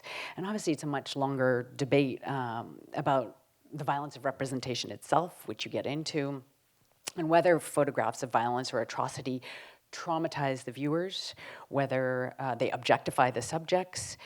There's also arguments that photographs bear witness, and there are other arguments that they induce compassion fatigue. I think one of the threads I find most interesting in these debates about violence is Carolyn Dean's, which is about the dignity of the subject being photographed and how you keep the dignity. And part of that is that you don't want to show somebody suffering in a particular way, or maimed or hurt or so on. And what she argues, I think, is very interesting, is that it assumes that dignity is about able-bodiedness, actually, and that if you photograph somebody who's injured or not able-bodied, that's not dignified. Somehow disability looks undignified. And so, she argues for showing it, and I think you clearly do that too. And I was thinking of the photograph with of the person with one leg. So, I love that you indicated that to not photograph certain people who are in precarious conditions is itself a form of violence. I mean, that's very powerful and makes a lot of sense about the kind of paternalism involved in that act. That people are complicit in erasing others by not allowing them to engage in the global circulation of images, and not allowing them to look back, right? So I'm interested then in this, because you've thought about it and done it so well, about how do you take a photograph that doesn't repeat the frame of the undignified, the dignified, the victim, the perpetrator, the racialized subject, and allow yourself to, and I think all of us, to feel our complicity and implicatedness in the structural violence that you're showing. You're showing dignity while admitting that their lives are saturated by violence, right? So that was part of the question, and the other part of the question is, how do you do that? Because I do think you do it incredibly well, and how have you thought about the formal, perhaps, elements of that? But I also wonder if that's what you're struggling with when you say that you can't take photographs of certain painful moments and poignant moments. Like, is it because you cannot subvert that dominant frame? Is that why you don't do it? And if you could say more about what the limits are of photographing violence, yeah. No, that's such an important question, and I think Well, part of it is there's some stuff that when it, like the most violent things, I'm so caught up in it that I don't know, the photography is like the last thing I'm thinking about, you know.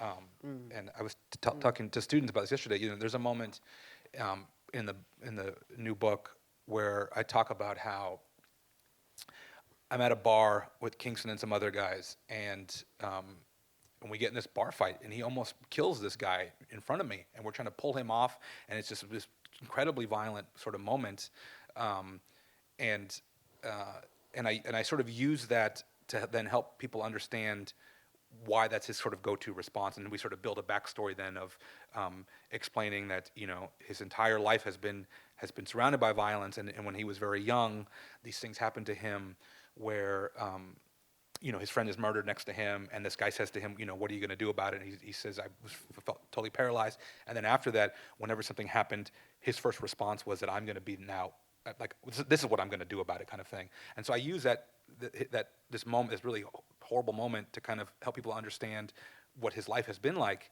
But I was asked yesterday, would I have taken a picture of that?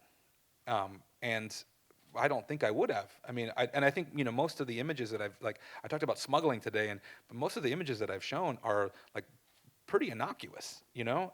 And I think that that's both partly because I find that to be more interesting, these other elements of it, but part of it too is when something gets really bad, I usually just don't. The camera's the last thing I'm thinking about, which is maybe the big difference between like photoethnography and photojournalism, is that I'm not concerned about getting an image. And it's like my collaborator Michael Wells likes to say, he goes, I'm not interested in one good picture. I'm interested in what pictures do together as a collection. And I think that's kind of my approach to it too, because there's just a lot of stuff that's happened that even if I could have, I wouldn't have. And the pictures, if I do have something that's like violent, we just don't even use them. I mean, they just live in a folder, and I don't know if they'll ever see the light of day. But it's really. But this is also why I think photoethnography, why text is so crucial, is because the images alone only tell a certain story, and I think that we need the text to kind of add depth to it and to help explain some of these things or provide more context, which is what and the simple exercise I love to do with students. There's a book by a guy named Jim Goldberg there's one called Rich and the Poor, and there's another one about retirement homes. And basically he takes these pictures and then he brings them back to the people he's photographed and has them write a caption on the image. And there's one that I really love from these two guys who are in a retirement home, and they're both in wheelchairs, they stay next to each other, and they're sort of smiling. And then the caption below just says, "This guy is not my friend. I don't like him. We are not like this in real life." And I love that. But I show the students first the image, and then I show this is what the text does. And I think about that's really what what text can do with photoethnography, is to help us think about these images in different ways, and at least be more accountable to the violence or the things that are happening. And because I think a lot of times when we leave the image just open to interpretation, I think it can be misread in a lot of ways. Mm-hmm. Right. It can be an encounter that produces different kinds of things. Yeah, no, it's great. The difference between a journalist, I think in that case, an ethnographer, is really powerful. So kind of next question, I was going to think about the discussion we had this morning about time and temporality in relation to mobility and emplacement, being emplaced or moving. And I think you bring it in here again in a really fascinating way, this kind of brutally fast of the train and the violence of that, or the incredibly boring slow, right? And you ask how to capture this specific form of migrant time in a photograph. And I just find that fascinating. I think, so scholars like Shahram Khosravi and political theorist Anne McNevin, they've written about the time of waiting in migration, and how time is put on hold precisely by forcing people to be continuously on the move. So you stop time by making people move. It's a kind of counterintuitive, but time is stolen from them by way of movement. So I wonder if that's something to also be able to capture, the violence of waiting in a photograph. And maybe, in thinking about how do you capture the specific form of migrant time in a photograph, maybe you can say something about how one captures other forms of normative time in a photograph, right? Like, I think you have to understand what the difference is. How do you do time in a different context, and how is migrant time then something else, right? Yeah, I mean, the time question is so interesting because I think that the act of migrating, it changes people in really fundamental ways. And there's a guy that I had interviewed many years in a migrant shelter in northern Mexico, who was a cook who had been a migrant, had been deported from the U.S. and was a cook in this shelter. He's been there for 15 years, and every time I see him, he's like, "Oh, I'm a migrant still, or I'm getting ready. Like next week I'm leaving, kind of thing." And I just find that really fascinating. That for some folks there is this time plays this weird kind of role in how they sort of think about themselves, or who they are as an individual. And I think for a lot of, like with the smuggler stuff, it's slow and boring. I mean, there is a lot of partying, and I think part of it is because they don't have anything else to do, and so it's always a struggle to try to convey that, both I think linguistically and photographically. But I do, like I love the pictures of like the table where they're making food, or these other kinds of things that hint at there's this other kind of complexity to it. Yeah. And if you want to say more about how, I mean, I'm just as somebody who has no zero expertise in photography, but kind of again thinking about how there's obviously it's a huge conversation of time in photography, but how you think these might be slightly different. Well, and then it's like I think this is the part where the assumption is that you just you snap a shutter and and then the picture's made, right? But there's all these decisions that sort of go into that, and I think Mike Wells is not here, but when we show the images next to each other, we have very different approaches, which is I think why it works. I mean, he is a landscape photographer sort of by training, and oftentimes takes pictures with no people in them. And so, he's someone who will use a tripod or a large format camera and this very slow, sort of deliberate thing. And I'm the complete opposite. I'm just like a ferret running around, taking pictures and constantly moving. And I think part of it is I think we think about the world in different ways about migration, and I sort of just gravitate to things are on the move, and so. Those tend to be the types of images that I make that there's action sort of happening, and those partly because those are the images I really like. But yeah, I mean, a lot of decisions kind of go into how do I convey this moment, and then what am I going to photo? Because people would say to me too, like why are you taking a picture of this? Like everyone's got their assumptions about what they think is the most interesting thing. And of course, when we were doing the work with migrants in Arizona and Mexico, and I would say, "What's in your backpack? Can I look at what you're carrying with you?" And they'd be like, "Why are you weirdo? What do you want to know that? Like, why are you photographing what I brought with me? Why aren't you asking me these other kinds of questions?" And I think the same thing with photography too, is the things that I've like why are you photographing the kitchen? But for me, it's like, well, I'm trying to build a world visually. But then I think time operates in those across different images in interesting ways. Right. And I think that's wonderful, because obviously one of the things as anthropologists we get trained to do is to show the context, but it's hard to just show context in these particular, like as you said, the kitchen or the bed or them sleeping. But I think that's precisely kind of a way to capture time. Well, and I'll say the other thing too is that it's so difficult to photograph migration, because it's a saturated market, right? Any image that you make, there's a million of those images already, and then there's also a million problematic images of migrants, and so you're sort of working. I mean, it's the same thing, like writing about migration, right? There's so much written on it, and it's figuring out, okay, well, how do I get into this conversation and potentially bring something new, which is really, really challenging. But I think it's sort of forced me to think about photographic, like to try to think about the world in a different kind of way. And I think I benefit from the fact that I'm not a trained photojournalist, and so a lot of ethnographers who take pictures came from that world, and I think that they have a certain kind of thing that's built into them because of the training. And since I don't have that, I'm the weirdo over here taking pictures of people's shoes or whatever, some other thing that I wouldn't necessarily be doing if I had more formal training. Right. A different gaze. Yeah. That's great. Okay, so I have one more question, then we can open it up. And So this is like, I really love what you say about how photographs for you are not illustrative, which so many social scientists use these to illustrate a point. They're not even representative at times, but they act as different types of practice, right? Evidence, yes, that can complement or thicken or contradict other kinds of ethnographic evidence.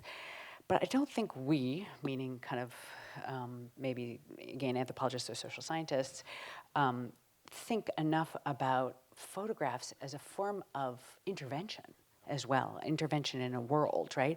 And so I wondered if you could say something about how you think your photographs have produced certain kinds of results or consequences. And I guess the second part, in a way that maybe an ethnographic encounter does not, or how they work differently in the relationship, right? And I also, as part of that, I think I was really interested that you said that they're collaborative in a way, maybe that ethnography is not. So again, maybe the relationality of photography versus kind of participant observation. Yeah, I mean, I think they're collaborative in that, you need people's permission, and they're actively involved in like deciding how to be in that moment, which I think is not necessarily the case with the ethnography. I get to go write whatever I want later on, and I can go back at people and say, well, I can ask for feedback and that kind of stuff. But at the end of the day, I have the most say. I have all the say. And with the photograph, I think it's a moment where people do have some kind of agency, right? To look away, to stand still, to pose, and I like that aspect of it. And in the beginning, when I was taking pictures, I was very much coming from this framework of like, just act natural, don't pose. And then I quickly realized I'm just being an idiot about this whole thing, because like, number one, who am I to tell people how to be in the frame? This is how they want to be, then that's how they're going to be. But I had to kind of unlearn those things, because for me, I thought about photography within anthropology as the kind of Bates and Mead, like action, doing kind of stuff. And we don't want to do formal portraits, or people should be going about their business. And really, we clearly disrupt their lives when we're there, as much as we want to be sort of objective and fly on the wall. We're never a fly on the wall. And I think the photograph is an important moment to remind us of that. And then the other part of that question, Collaborate, the relationality that you have in that, and collaboration through it. Yeah. Oh no, but then no, but there was another part to that. Let's see. It was, Whether it can produce. Oh, I asked you if you thought you had produced yeah. something, or produced an event. Maybe let's think of it that way through your photographs. I think that number one, people respond to photographs in different ways, and then you can use the text in ways to sort of shape that engagement. But like, if you look at my first book, Land of Open Graves, and my current book that's coming out, I kind of stole this idea from James Agee and Walker Evans, their book, And Now Let Us Praise Famous Men, which the book basically, it's like a series of photos, and then it's all the text. And so you look at the images, and then you read the text, and then you go back, and I think those images sort of do something differently. And like Land of Open Graves, it's intended for you to look at this series of images that are in a particular order, and then the idea is that then you will read this text and then go back to those images, and suddenly now you'll have a different kind of response to them. And so I think in some ways, you can use images in interesting ways to create different kinds of moments. And for me, I have, and I don't think, and I did this in the first book, and I would have totally done this differently now. But a lot of those images were like illustrative of the text, and I think really redundant and not needed. I would argue that most ethnographies that have photos in them, if you took all the photos out, it would not change the quality of that book. Those photos just are sort of sitting there as like, window dressing. So I want the images to do different kinds of things. And as I was telling Mark and some students yesterday, with the first book, I submitted all these images, and there were no captions. And the UC Press was like, well, how come there's no captions? And I said, well, because I think captions are stupid. Like, well, how are people going to know what these photos are of? I said, well, if it's a clear photo, it should be pretty, like, here's a photo of a beautiful sunset. Do I really need to put at the bottom of that beautiful sunset, kind of thing? And they were like, you have to have captions, or people are not going to know what these images are. I said, well, they're also like, they're put in the layout. They're supposed to be next to the text that's sort of referencing them or gives you a sense of something. They're like, no, you got to do text. You got to do captions. So I went back and wrote captions, and there's just like they're like little Easter eggs, or it's like, you know, I added like there's a picture of this woman Maricela whose body we found in the desert, and the simple caption for that just says esperando. So in Spanish, that could either be hoping or waiting. And so it's this kind of nod of like this woman who was hoping for a better life is no longer alive.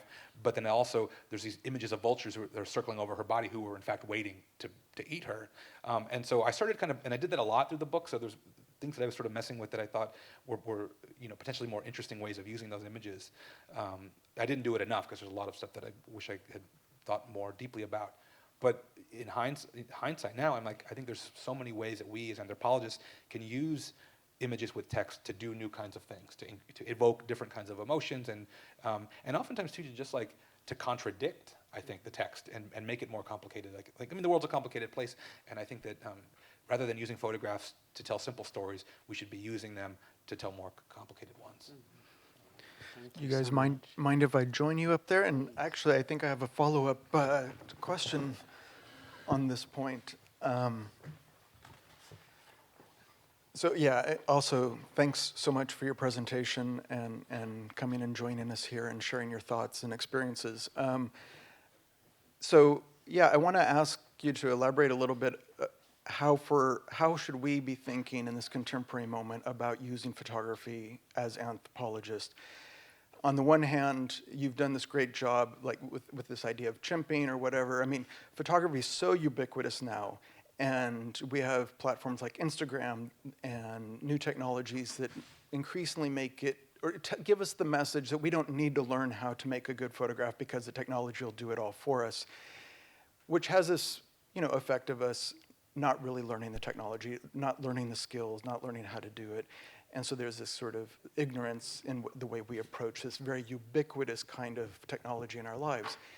And in a way, there's a parallel to the kind of way anthropologists often approach photography in particular. I mean, you talked about Margaret Mead and her and Gregory Bateson's kind of foundational project of the Balinese character, using a lot of photography as well as film.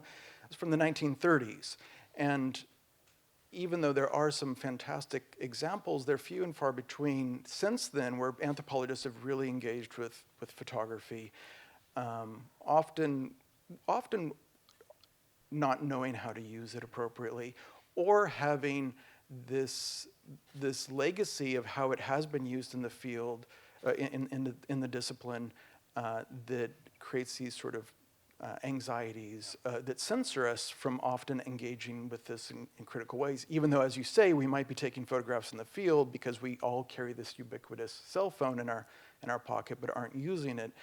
And I'm just curious how, so I mean, there was various ways throughout your talk where you talked about the ISO or the aperture or the shutter speed you're using, the film stock, and all of these sorts of things, which, you know, kudos, shows a lot of dedication on your part to really learning the technology and the skills.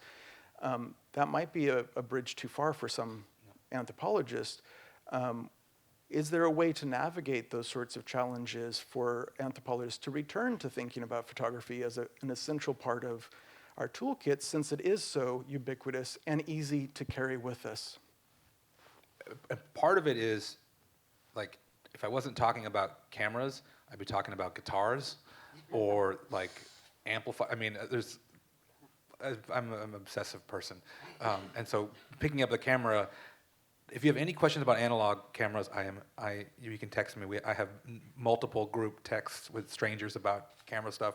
I kind of went down a deep rabbit hole with that, partly because I was interested in the whole thing, but also just thinking about, you know, the camera itself is an important tool, and if you want to take it seriously as an anthropologist in the field, I think figuring out your equipment and what you're going to use really does make a huge difference. You know. Like if you walk around taking pictures with a cell phone, people just think you're a pervert sometimes, right? Like, but if you walk around taking pictures with a Polaroid or a large format camera, suddenly people, you know, and so I think, you know, for anthropologists thinking about getting into using a camera, I think it's getting rid of the cell phone, not relying on that. because for a variety of reasons. But something as simple as like taking a Polaroid or a Fuji instant camera into the field, for me, that's like so crucial. Because people love having their picture taken and having a copy of it. And that changes that relationship really, really quickly. And so just even something as simple as that, I think, can open up this kind of space of practice that people might not have thought about. But, you know, doing something like, it's very humbling to take a film camera, if you've never done it before, and especially one that doesn't have a light meter, and go out and try and shoot a roll of film. I think that's just like as a real basic practice can just get you thinking about these things in a lot of ways without having to do the whole kind of craziness of, you know, learning all the technical stuff. But, you know, I think in general, but also if you want to shoot with a cell phone too, I think it's part of it is just understanding the basics of image making, and some of the like basic rules, like the rule of thirds or leading lines. Like, you know, you can just go on YouTube and look up some, you know, 5 simple things to take better pictures. There's a million books out there that can help with that. But also, I think you have to. It's like writing. Like, I think you can't be a good writer unless you read. Like, you have to be. For me, at least that's my take. Is like you have to be an active reader to be a writer. And the same thing with, like, if you want to like take pictures, you really have to look at photographs. And I never understood it. I think I was telling you this. You know, my buddy Mike Wells, he's got this collection of photography books that's like thousands of dollars. And I used to give him so much shit. I'd be like, you spent $60 on this book? It's got like 20 pictures in it. How many times can you look at this one book over and over again? Because I had no idea. And once I figured it out, I was like, oh my God, like I can look at, you know, there's certain photography books that I can look at every single day for the rest of my life and learn something new.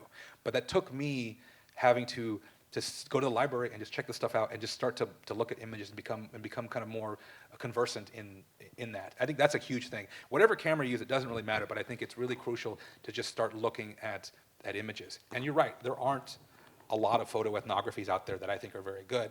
And the ones that are good, that have interesting images in them, almost say nothing about photography. They're just there. The images sort of just live there.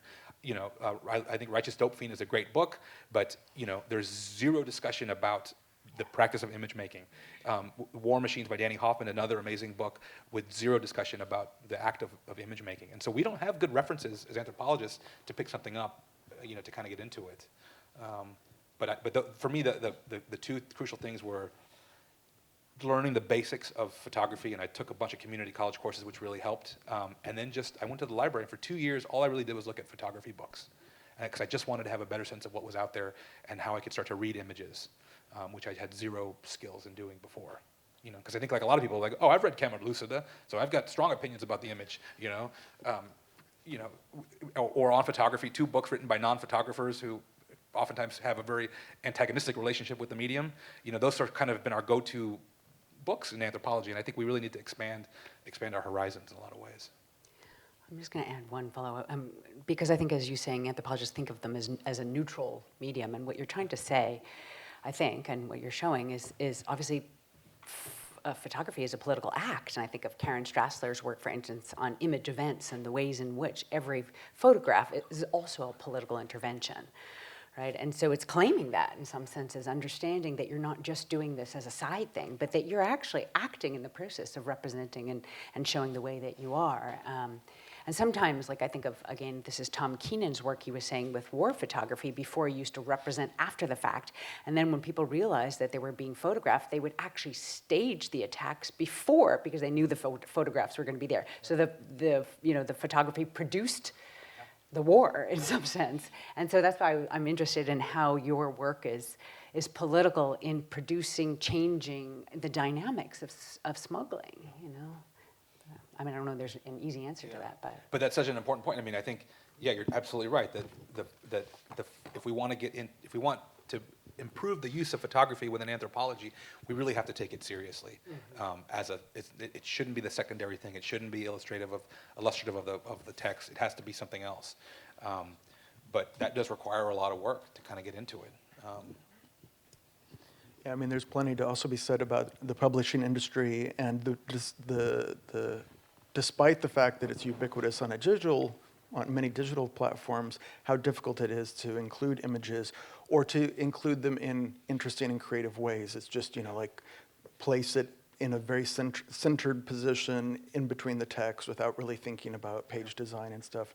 So there's lots of challenges for us. It sounds like you want to, I was going to open up to the audience, but if you want to. Just say like I got in a fight once with an editor for a journal because they sent back the proofs and they had cropped an image.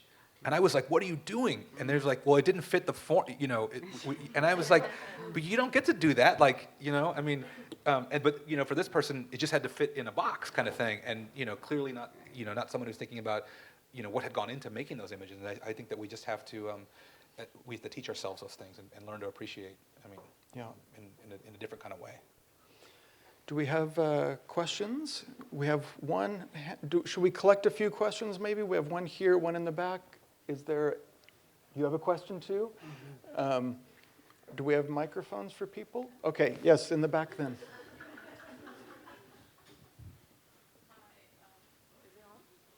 Okay. Oh, okay, great. Hi, my name is Benjamina. I am wondering, how did your institution approve your ethics to do this?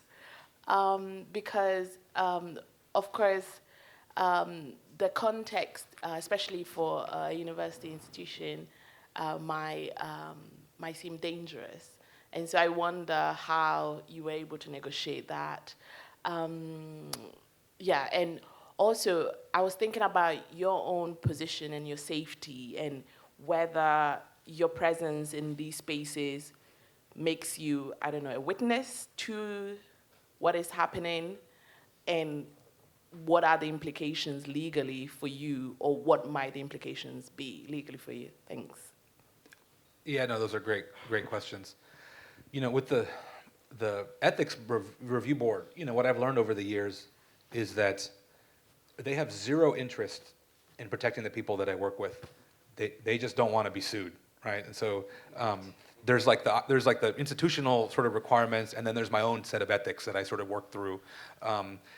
With the institutional stuff, I mean, the biggest concern was just keeping things anonymous, which is what I've done. And any photos that I show that show someone's face, typically that person is either dead or they're not. I'm not talking about them. So they're part of the scene, but there's nothing implicating them in the text, sort of thing. And so I work through that in different ways.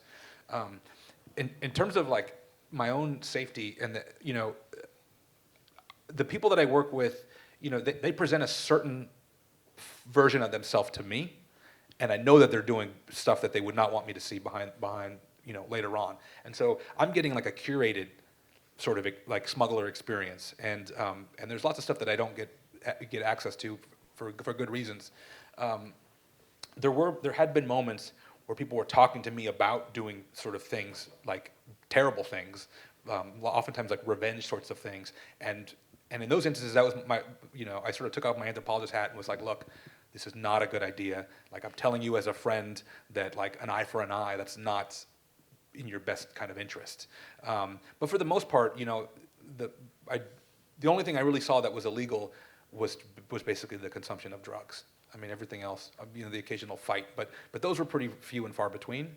And people knew that I didn't want to see those things, and they really tried to protect me in a lot of ways, because it was there was a lot of scary dudes around, and I had to kind of navigate that. But that really required a lot of trust in folks that I worked with, that I wasn't going to get robbed, I wasn't going to get hurt. There's a question also about the institutional review process. Yeah, IRB. Yeah. Yeah, I mean, and that was, just the real requirements were, if you're going to interview people, make it anonymous. If you take photographs, you don't publish pictures of people's faces who are involved in the research kind of thing.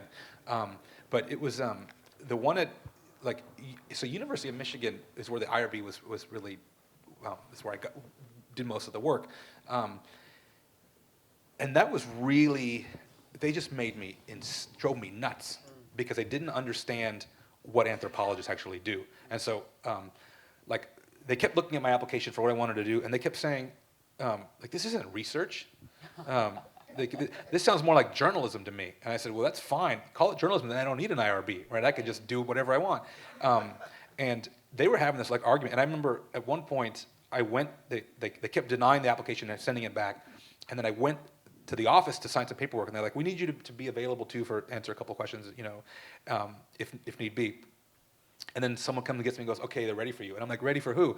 I walk into this room, it was like the Star Chamber, this long table with just like a dozen people on laptops looking at my work. One of my colleagues was in there, and he just like couldn't even look me in the eyes. He's just like, "I'm so sorry." Like, and they ended up getting into an argument amongst themselves about whether or not ethnography was research. And I just thought it was the most ridiculous kind of thing. And so they ended up approving it, but it ended up, it ended up being a pretty generic IRB. Like I could ask, I was observing and asking questions about migration, which happens to include smuggling. And then, there's also the oral history kind of clause that one can employ. If you were doing oral history, that oftentimes falls outside the bounds of a university IRB. It becomes its whole other kind of thing. Incredible. Another question here. Yeah, thank you very much. And very early in your talk, you said that the smugglers are caring. And so I would like to know a little bit more about this caring in smuggling or the care work in smuggling. And the other question is not so serious. They are only drinking Modelo? Or was it sponsored by Modelo? That was a real preference, was Modelo. And I'm not a big, I was like, I don't like it. But that was often, they were like, I'd bring some other beer and they'd be like, "What is this?" Same thing with when I'd bring food, we just ate black reed fried beans all the time. And if I brought like regular beans and these guys haven't eaten in 3 days, they're like, "Yeah, you need to go back to the store. This is not going to happen." Same thing with the Modelo. They had very specific requirements. But in terms of the care, a lot of those guys, so it's I think of smuggling is this complicated relationship of, to invoke like Karl Polanyi, if I'm thinking about like negative reciprocity.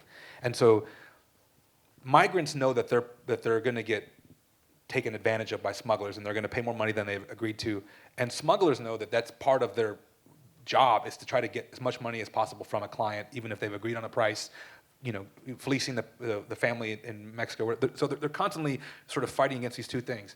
At the same time, migrants have to trust these smugglers in some way, shape, or form for the whole thing to work. Like one of the stories that I write about is, so Flaco he has this group of guys he's with, and he's smuggling them, and they're having a blast for like a month. And I'm hanging out with them in different places, and they're having a good time. It's a bunch of young men, just sort of partying, and they're really nice to the people that they're smuggling. And then at the very end, Flaco says, "Your family needs to wire like $5,000 more. Wait here for me. I'm gonna go pick it up." He goes, picks that money up, and then leaves it, and completely abandons this person. And I think a lot of people sort of expect that to happen at the end in some way, shape, or form. But during the whole thing, they're trying to protect basically their clients or cargo, however you want to frame it. And some smugglers, someone like Kingston, his whole thing, he would say that when you pay me to do something, I'm going to do a good job. And so I will take care of you. Like, that's my word. My word is bond. Like, I'm going to do my best to provide you with services. And so there is oftentimes this language of care that folks will use. And it depends also on who's getting moved. Like, if it's like a family group with kids, you're potentially going to be treated better. You're also probably paying more money. And the amount of money you pay, too, also determines the amount of care that you kind of get.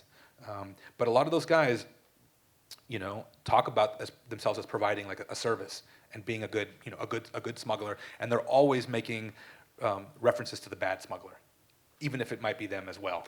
But they want to portray that they're the good one and everyone else is bad, and they would of course try to show me that when they're with folks. I see some other hands. I don't know where the mic is. The mic's back in the...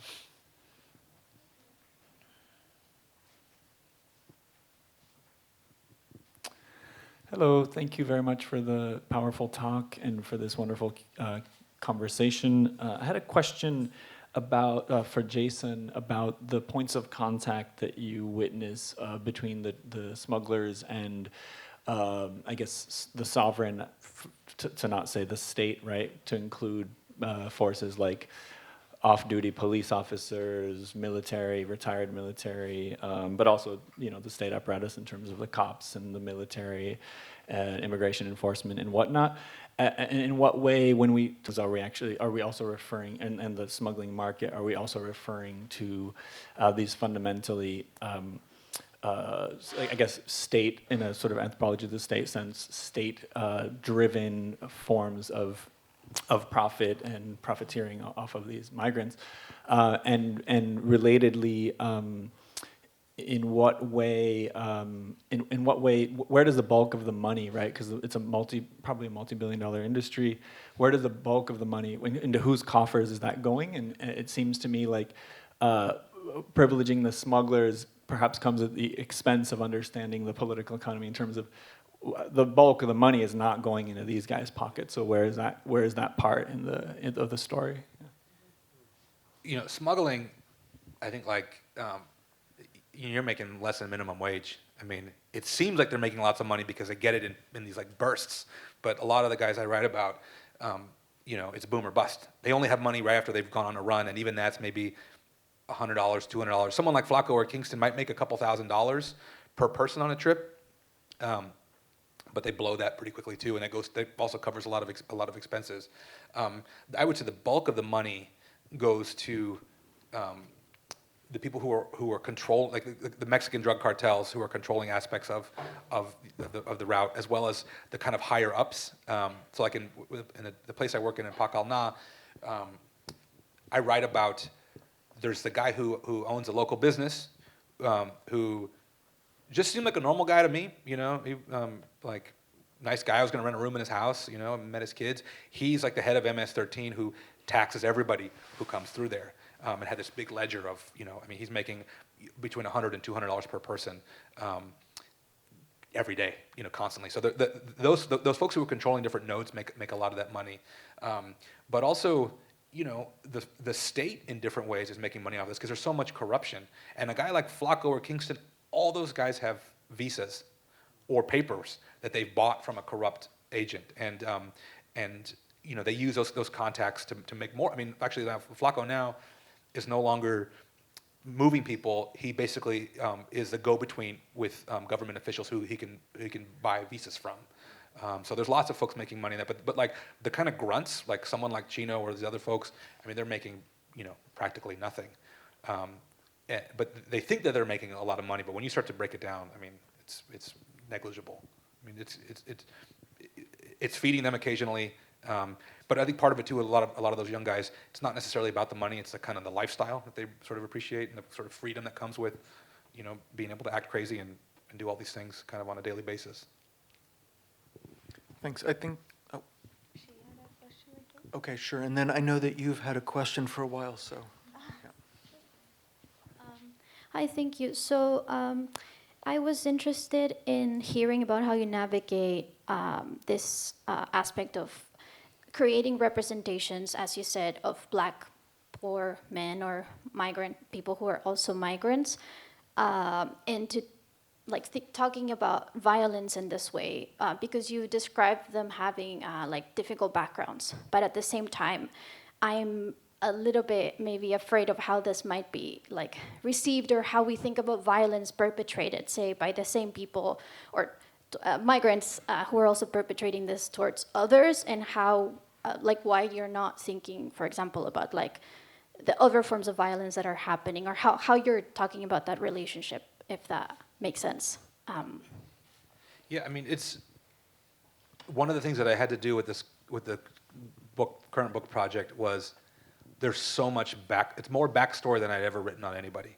And every single person that I write about, you kind of get to know a big chunk of their life leading up to these moments where I'm with them and these things are happening.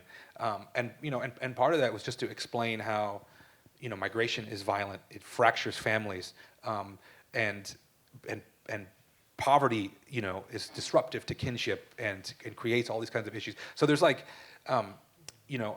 talk about, there's a sort of violence that's happening on the migrant trail, and oftentimes these guys are participating in it, but I really spend a lot more time trying to explain to people why violence is the preferred way of being in this context, and then also how these individuals, they've been shaped by so much of it that it's like really inescapable in a lot of ways. But it's complicated. I mean, really, I think without that, it's just like a bunch of violent men on the train tracks kind of thing.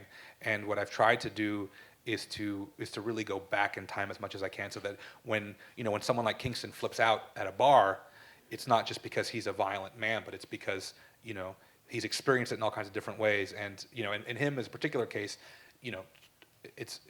that's not uncommon for child soldiers to have to be able to not deal with emotional stress in sort of positive ways. And so I do a lot of work to kind of build that into the scenario. But the other part of it too is that Honduras is such an incredibly violent country.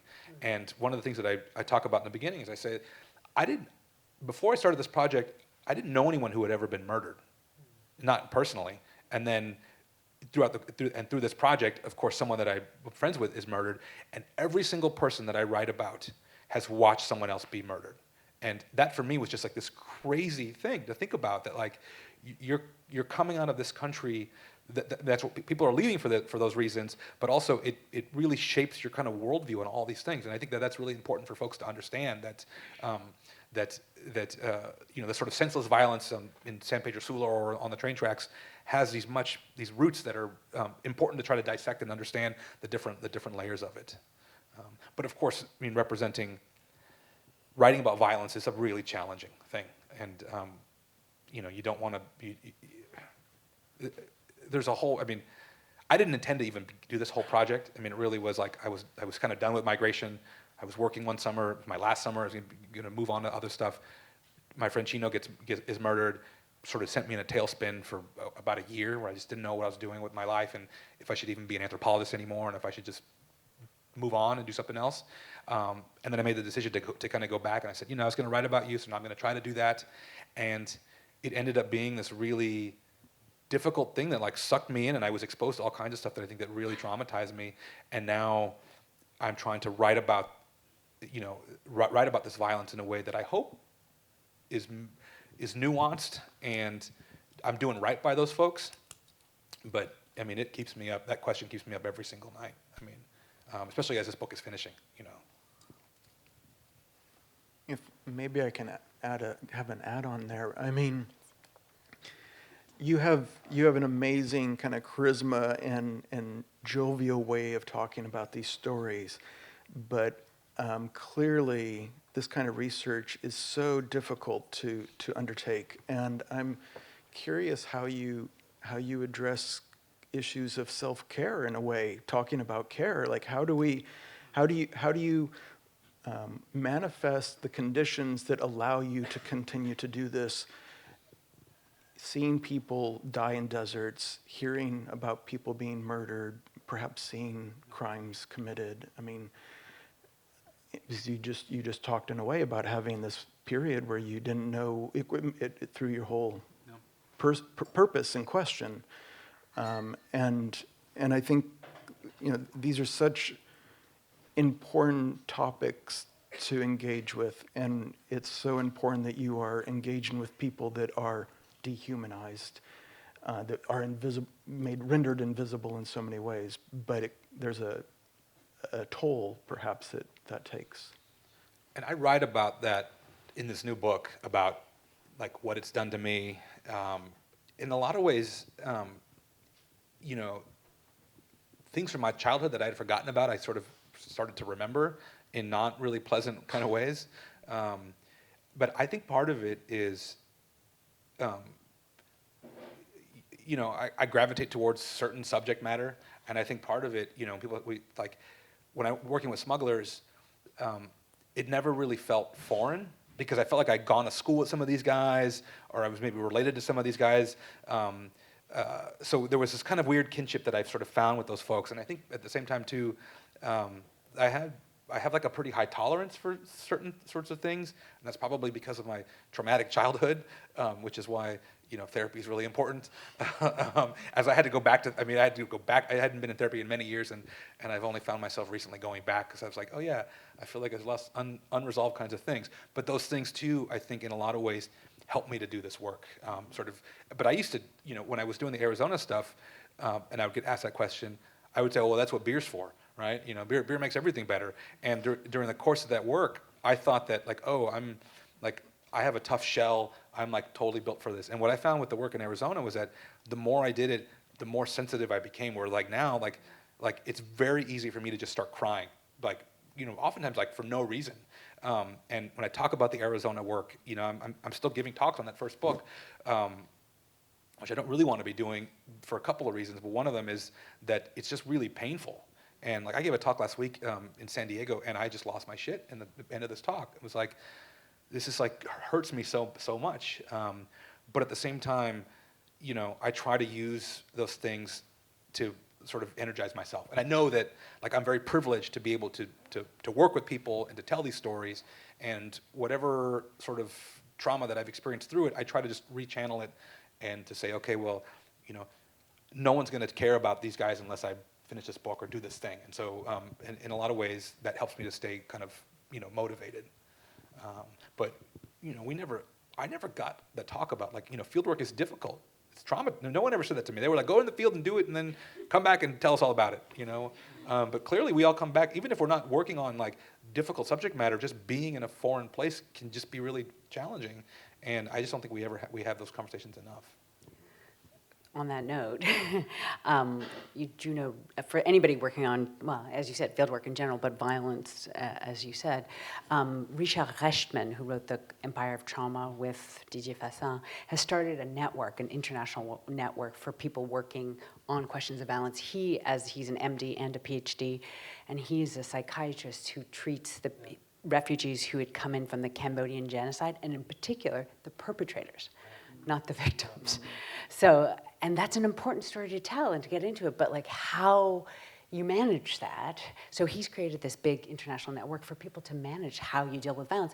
I mean, the answer is not, okay, it's traumatic, we don't talk about it. It's about how do you manage being able to tell these stories nonetheless for the reasons political and ethical that you said. So I will give you that information. He's just started it. I think it's a really necessary thing, yeah. Thanks for that recommendation. I think yeah, finally, I just had a quick question. First of all, thank you for your presentation. I'll move over here because maybe I'm a bit hidden behind the pillar. But I kind of want to bring it around to the viewer, so us as the audience, especially when you showed the last very explicit image of your friend who passed away. And I think it brought me back to this question of Sontag's regarding the pain of others. So who has the right, especially us as an audience, who we do not know this man, we barely know you, to regard the pain of others. And I mean, Sontag kind of puts it quite beautifully, and she states that the person who has the right to regard the pain of others is only the person who could alleviate it. And I don't think a museum or a White Cube gallery space is actually that space that can provide that sort of alleviation. So I'd love to hear your thoughts on that. Yeah, I mean, for me, I gave a talk based on this project once, and afterwards, someone said to me, I really hated that talk. And I said, why? I said, because I started feeling bad for these people, and nobody should feel bad for those people, smugglers. And I said, it's okay to feel, it's okay to have complicated feelings about this stuff. With Chino, it's I want people to know that there's a human cost, that smuggling doesn't happen in a political vacuum or an economic vacuum, and it comes with a high cost for a whole bunch of people. And to show his image, for me, really has to come after you've sort of met him as a person, and part of it is I'm sort of sharing my trauma with the audience too. This killed me, and I want it to be painful for others too, because I feel we never get to have these types of conversations about this sort of aspect of it. But at the same time, with him in particular, for me, writing about him was I never really thought about writing as being sort of therapeutic, and in the book, the last sort of big section on it, you've met him, you've know the whole backstory, and then this horrible thing happens, and he dies, and for me that was a really just even writing those things was very difficult. But one of the things that I liked about finishing the book is that I was able I can bring him back to life as a writer or as a photographer. I can show you an image of him and sort of balance it out. And so that picture is not in the book, but but I talk about his death, and it's like the sort of climax of it. And then the last section is he's alive again, and I love this story because like we're hanging out, and he's been given like a bag of free clothes, and he's wearing this Brigham Young University T-shirt, which I just find to be super hilarious because it's a Mormon school, right? That they don't do drugs or smoke, and he's wearing it, and I'm like laughing, and he says, why is that funny? I said, well, because it's probably a university you would never get into, because he's like, well, maybe I'm a practicing Mormon, so he has this kind of funny joke about it, and then there's an immigration raid that happens, and all of these vans pull up, and he's like, come check this out, and he gives me this look, this like kind of like sinister kind of smile, and then he just picks up a rock, and him and a bunch of guys just go charging after these immigration agents and run them out of town. And for me, that story was really important to kind of end on, because I was so sad about his death, but I feel like by writing about him, and in that way, I can keep him alive forever in some way, shape, or form. And part of with the images is that like, I want people to this is the thing that happened, this is the thing, and it looked like this, and but it's my job to give you enough context so that it doesn't just feel like, here's just a picture of a dead person kind of thing. And there are lots of images of dead bodies that people had sent me that I just, I write about these images, but I could never publish them because I felt like I didn't have enough context for those things to kind of make sense. You have a question? Maybe just as a follow-up, though, thinking back to Miriam's question earlier about how do we think about visualizing violence, and in your work you seem quite straightforward in saying we don't want to sugarcoat it, we don't want to render it invisible. I want to really show that this is part of the story. And of course, there's these sorts of issues like this regarding the pain of individuals that you photographed or people that we learn about. But in your book and in your first book, and I assume in the other work, you also are clearly saying that you are trying to contribute to changing the public conversation about the broader picture, the policies, and what has led to this sort of situation. Do you how does that come in with these sorts of stories, and does facing these sorts of violences and the kinds of suffering of individuals, has that helped in ways to change that conversation?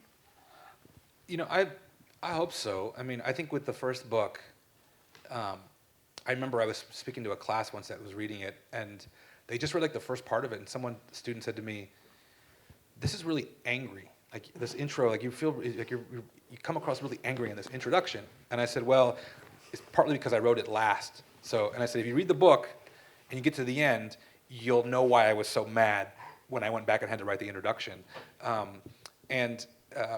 But with those things, it's like I don't think about like the first book as a book about migration. I hope it's a book about this guy named Memo, this guy named Lucho, this woman Maricela and her family, this 15-year-old kid named Jose.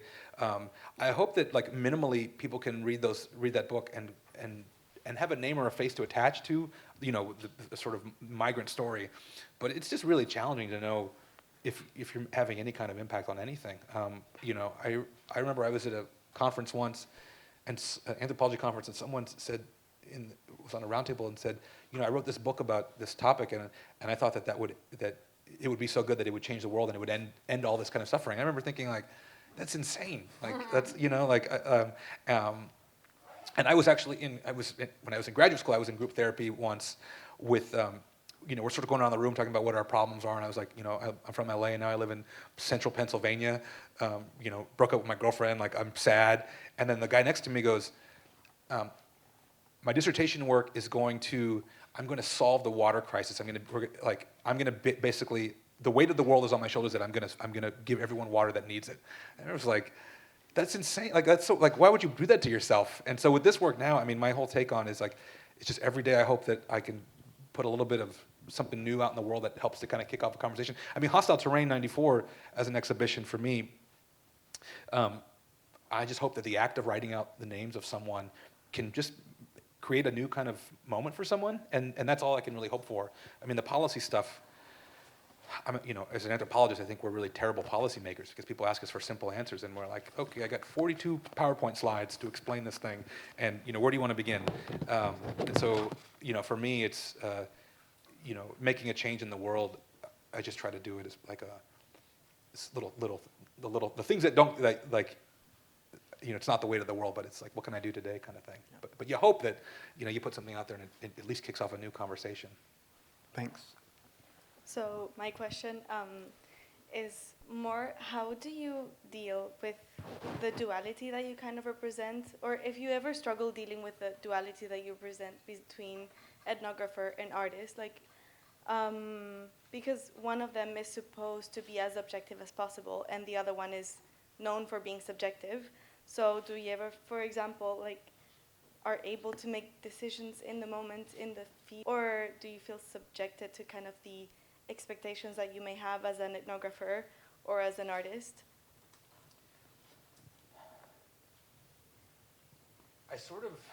I don't think about myself, I'm an artist, I'm a curator, I do all this sort of stuff, but I don't necessarily think about those things as like a role that I have to be slotted into. Mm-hmm. I sort of just think about myself as, I'm an anthropologist who just likes to do weird stuff, and I think I'm always an anthropologist, regardless of the kind of space that I'm in, or at least I'm thinking about the world in that kind of anthropological way that's making the familiar strange and the strange familiar, that kind of stuff. But there are challenges and moments where, like, when I'm working in an art space and my anthropology hat really gets in the way of stuff, which I think in a good way. We did this exhibition called State of Exception that ran for many years, and that was the first time I had done any exhibition work. And in the beginning, it was a curator and an outside photographer that I was working with who just sort of thought about me as I was the person who gave them the information, and then they were the artists who were going to go do this, make it art kind of thing. And I was like, hell no. Like, first of all, I didn't even want to do the exhibition. I was really hesitant. And the curator, Amanda Krugliak, she's like, why not? And I said, well, I'm really suspicious of the Ethnographic Museum, for all kinds of reasons. And she said, well, no, we're going to do it in an art space. I was like, that's even worse, because I feel like in an art space now, there's no context, and but she sort of really was convincing, and we started working on it, but there were moments where we really fought about content, and they kept thinking, well, you're not an artist, you have no idea what you're talking about. And I was like, well, I'm an anthropologist, and I understand issues of representation, so it's been really helpful to kind of have those two things, but.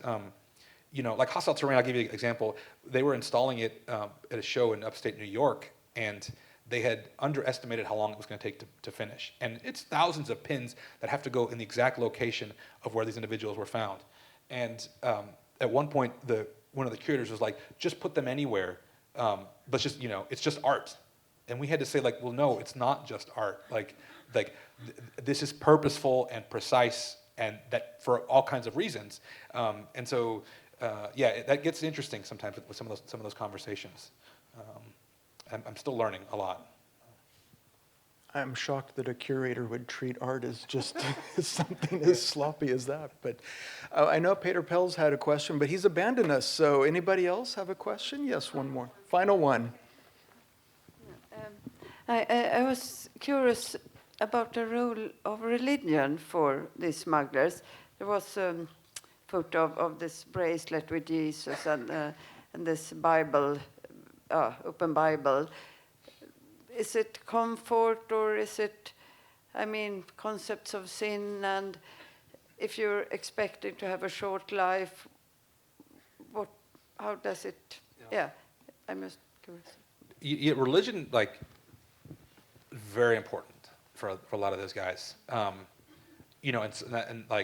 Someone wearing a Jesus loves me bracelet and then telling a story about stabbing someone. There would be moments where it's like, and a lot of those guys have their own kind of version of ethics and morals, and some of the guys I work with, they're smuggling, but they're also on the side, killing people for money.